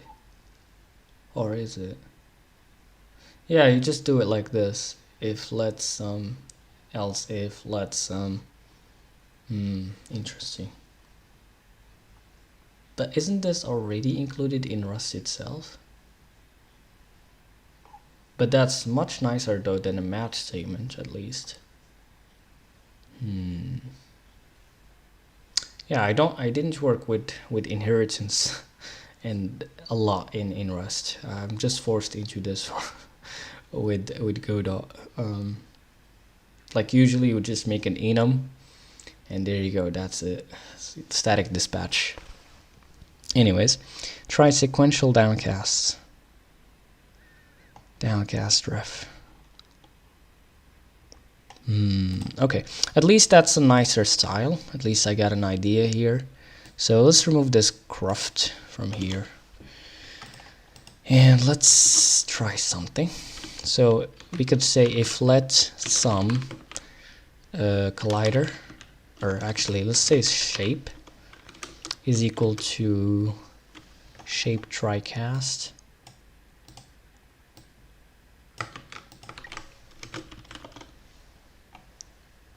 Okay, does that work? Not sum, okay. Great, okay. So that's much nicer, at least. So we could say like, else if let, is it else if? Hold on, go back.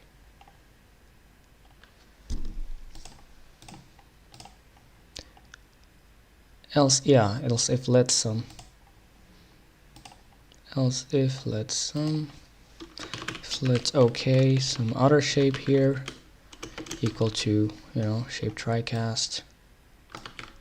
box shape 3D. We could say here, is it sphere shape 3D?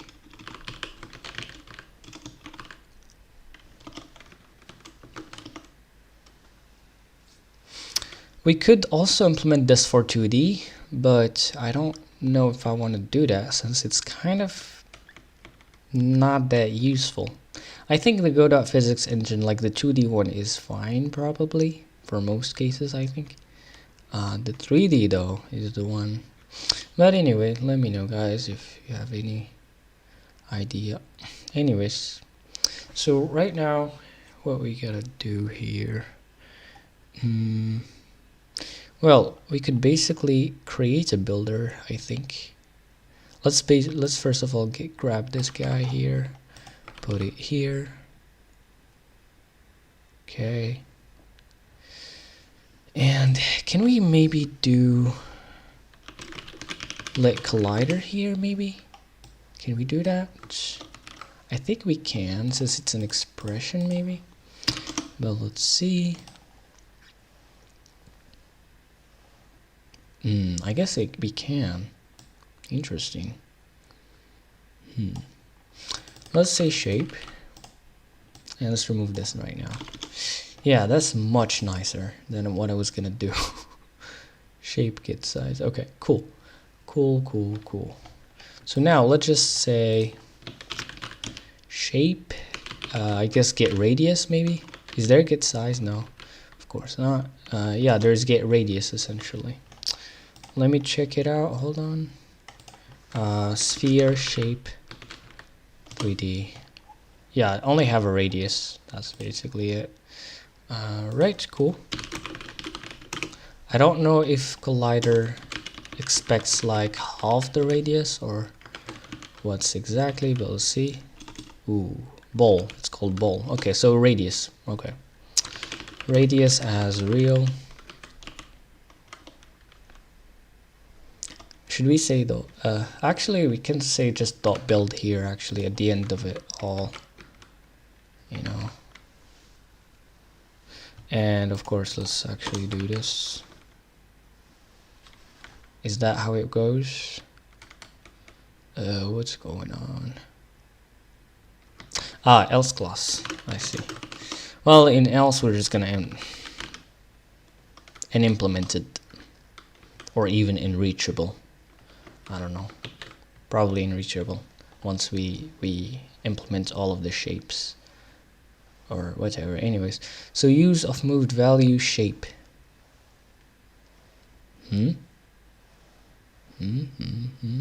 What? Takes ownership of the chair. I see. So I'll just clone this, I guess. Yeah, probably just gonna close it. Let's see if asref works by any chance. I think it doesn't. I think we tried it before, but it didn't. But yeah, the issue is not really here. Oops. The issue is not here. The issue is, I mean, yeah, that actually consumes it. I see. Yeah, makes sense now. So let's just say .clone here. And let's see .clone here. It's just gonna be cloning the smart pointer, not really anything crazy. Anyways, so that's basically it for that. Now let's just copy this over. Actually just this, I think. How can we copy it correctly? Yeah, I guess like that. Yeah, there you go. Okay, now we could say what else there is. Let's see. So let's go to shape 3D. There's box, there's capsule, and there is cylinder. Yeah, let's just at least include these because they are pretty much the most used. Capsule and cylinder. Capsule shape 3D.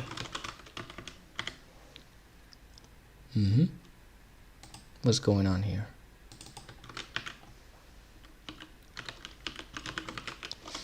Now I need to import it. Okay, and how do we do this capsule shape? You have a radius and you have a height. Okay, makes sense. And you have a height.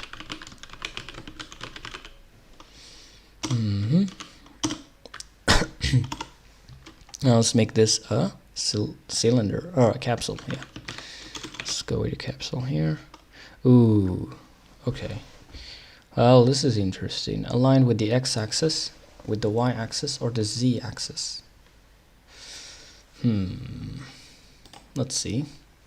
What is the default here?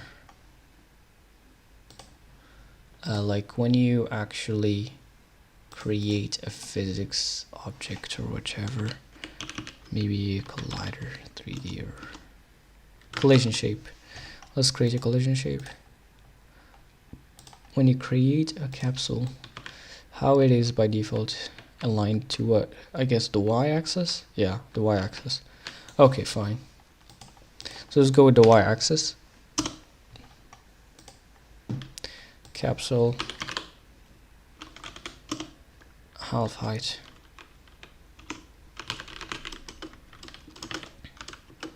The radius, there you go.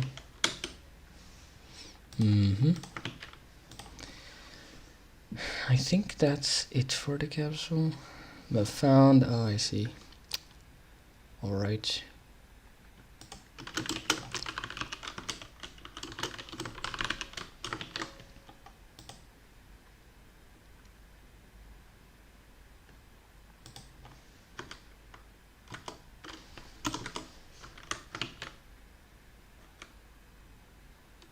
Is that enough? Come on. There you go. So we have implemented the capsule now. Great. Next, let's try. Oh, yeah, the cylinder right now.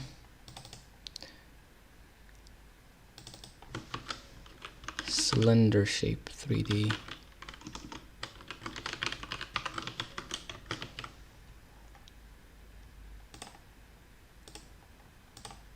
Great.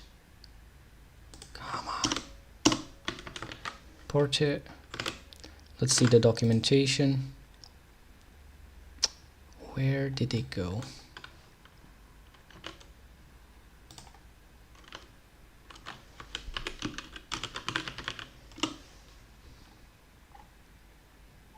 Radius, height.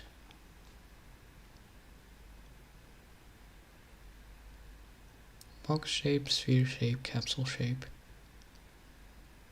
Yes, we want capsule, I guess. Cylinder, yeah. Let's go cylinder. Where is it? Oh, I'm already in it. Okay. You have also a height and a radius, basically, yeah. So now instead of this, I think we just say cylinder, and it may be the exact same thing. I think so. Cylinder, yeah, it takes a half height and radius. Cool. And that's, I believe that's it. Maybe. Well, there is some other shapes that we could check out, try to make, but I think for now this is fine, I guess. And here let's just instead of crashing, maybe, but no, we need to crash. Otherwise we can make some sort of like default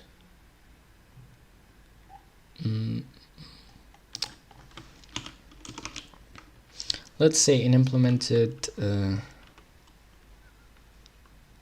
collision shape isn't implemented.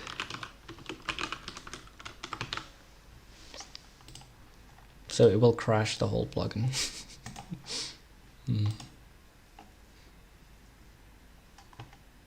And maybe let's just give a go.error to before we crash.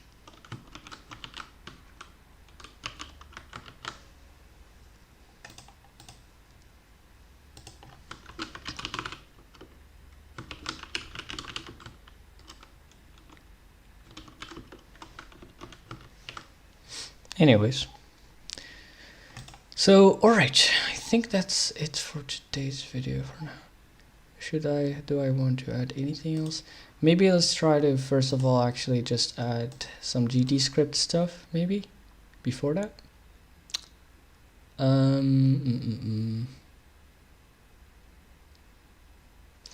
mean, we can.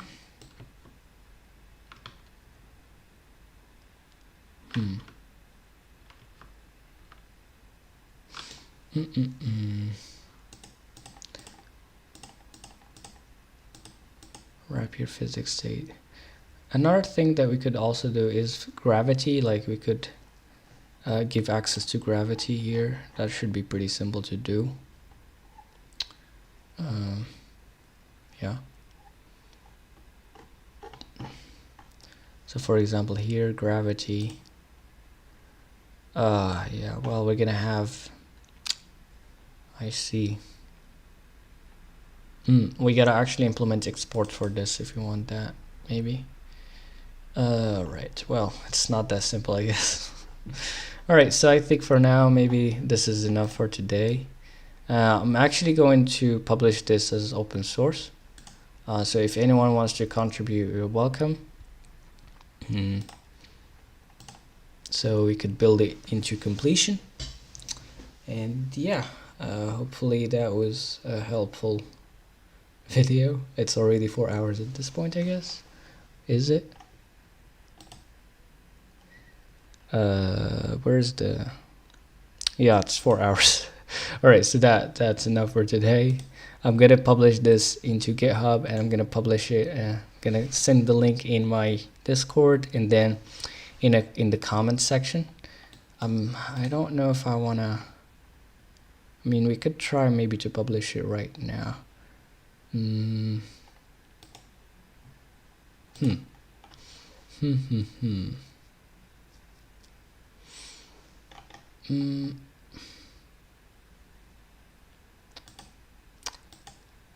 yeah, I guess we could try to do that. Let's see. Hold on. Let's see if I can publish it right now even. Come on, what's going on? Oh, inversion files, all of that. That's crazy. Okay. Let's actually add this to the GitHub stuff. Control. Target, no, of course not. Let's make a git ignore file though. File. Git ignore. Yes, add it. And we're gonna ignore target. And yeah, that's it. So let's add these. How do you add them again? Control Alt A. Okay.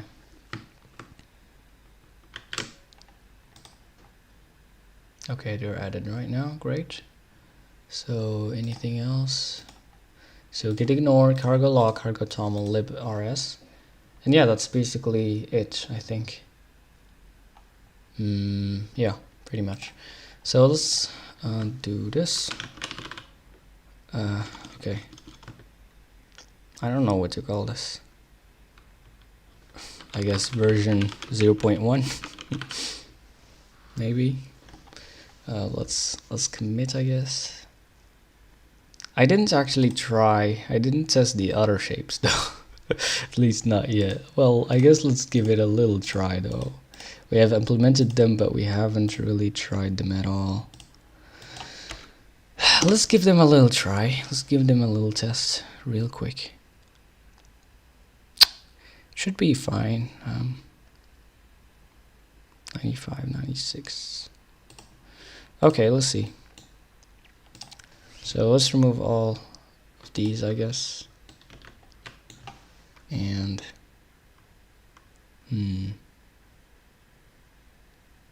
actually, hold on a second. What do I want to publish this or the whole thing? Rust and Godot. I think only this though. Only this. Do you do GVM as well? I'm not sure when did you write that comment. I'm not sure if it was just now. But JVM, Java. No, kind of do Java, like I did it a lot for university. But other than that, I don't really like Java that much. C Sharp, yeah, C Sharp, sure.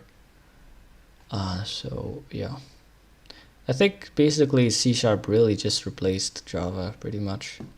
I don't really see any incentive to learn Java at this point.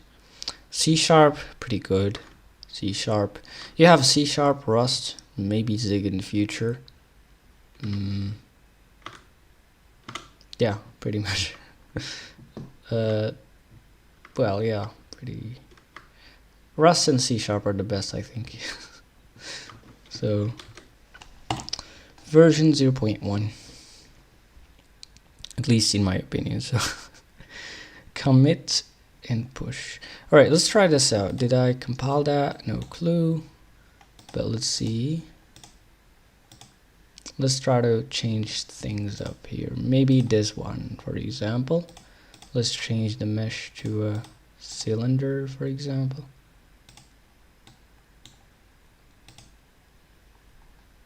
Instead of box shape, let's go with the cylinder. Cylinder shape. The default values are different. It's 2 meters, 0.5 radius. Is it the same? I think so. Let's try this out.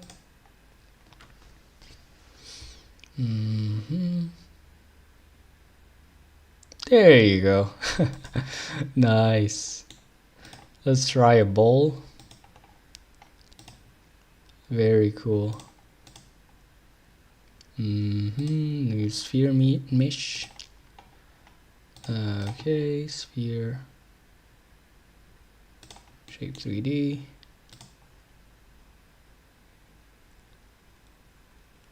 Why the sphere doesn't move? Weird. Oopsies.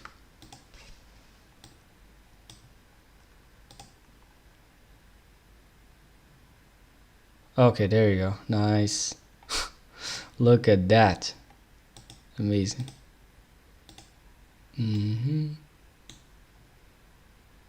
What else? Did I add anything else? I don't think I did. So, sphere, cylinder. Oh yeah, capsule. Oh, I see. Alright, let's add that capsule, I guess. Let's make a new physics object. I'm probably gonna rename these to a smaller name, but anyways. So let's make another shape here. Let's make this guy capsule.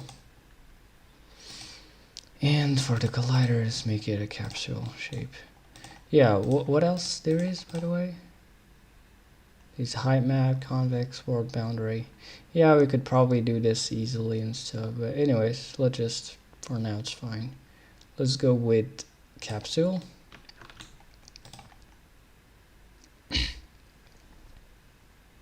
What?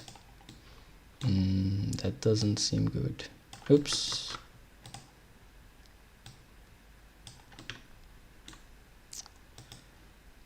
Okay. Really?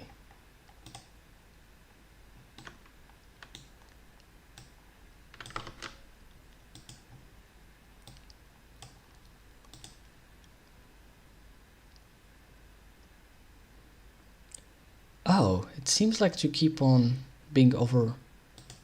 What? Are you kidding me? What's happening here? Seems weird.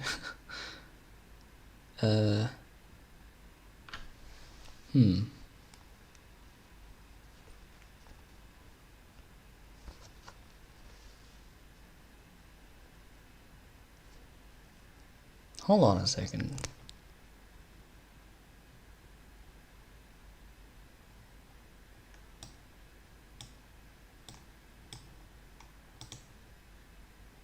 Oh, I changed the mesh, hold on.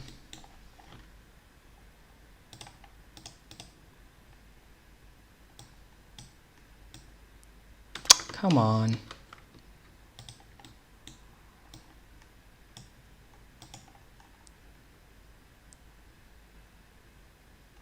Yeah, like the capsule seems to be like a character or something. What? Weird. Well, the other objects works just fine. Is there like a default behavior there or something? Yeah. Seems like to keep on being upright. Interesting. Hold on. Let's check this out.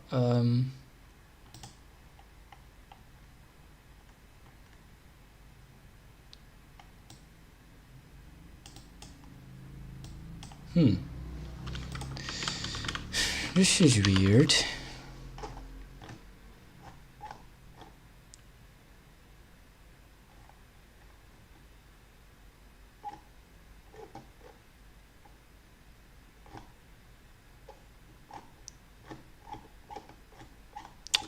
There's no weird. I'm not sure why that happens like that. It's weird. Or maybe I'm missing something.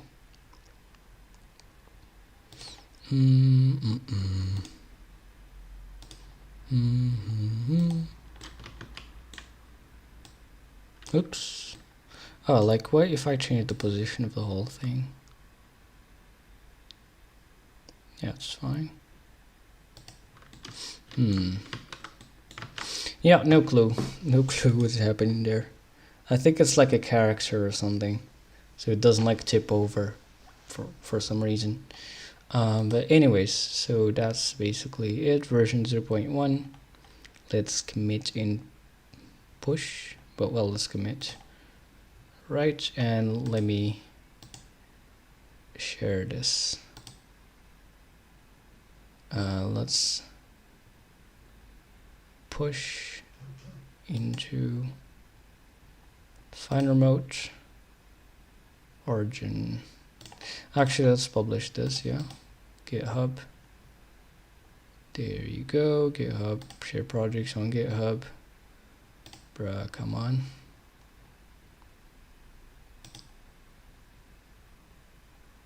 Come in. Let's go. Repository name. It's not private. It's gonna be. I didn't add the license, but we're gonna add in a second. So the repo. What should we call this? Well, basically rapier 3D if64, I guess. Like this.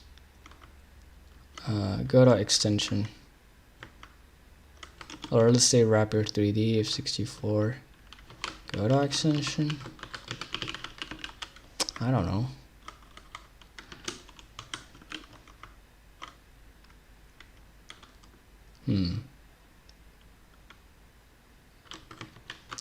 I guess let's go with this. Share.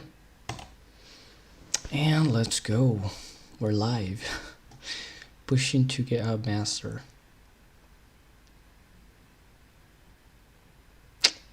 There you go. And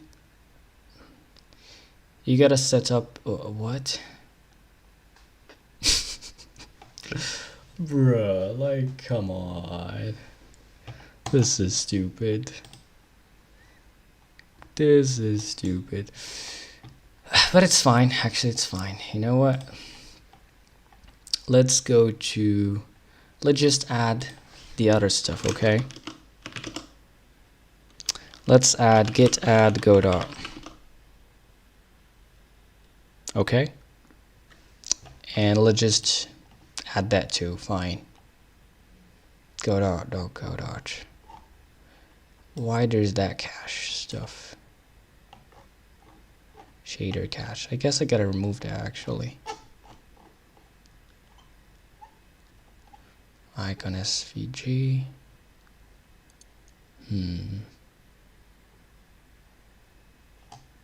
I think I need to remove godot/.godot.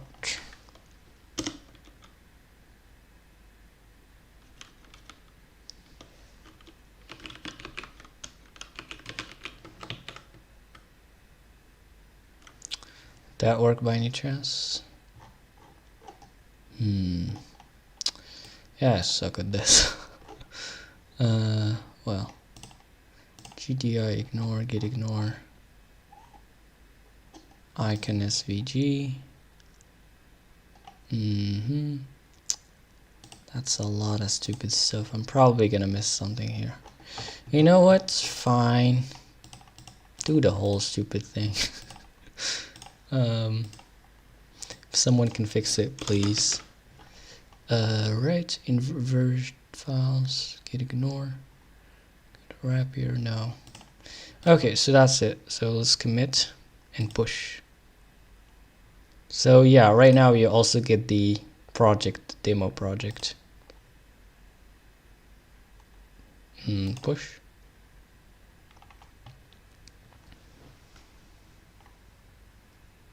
Come on.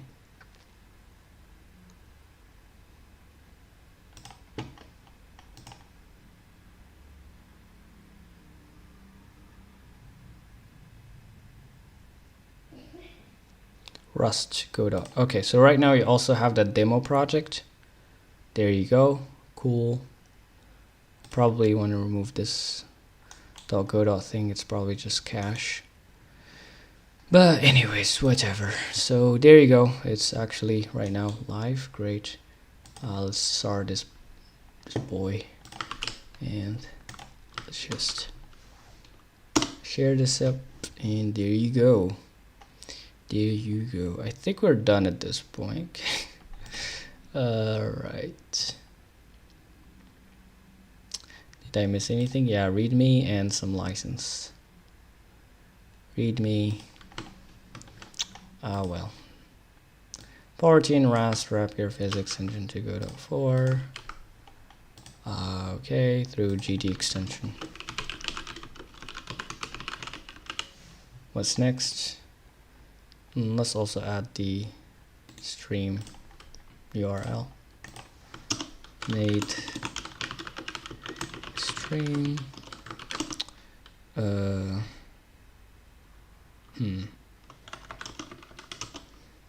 Right. Contributions are welcome. Alright, so let's go ahead and commit the changes. Commit. And let's add a license finally. I don't know a lot about licenses, so I'm just gonna go with MIT like Godot. Let's see.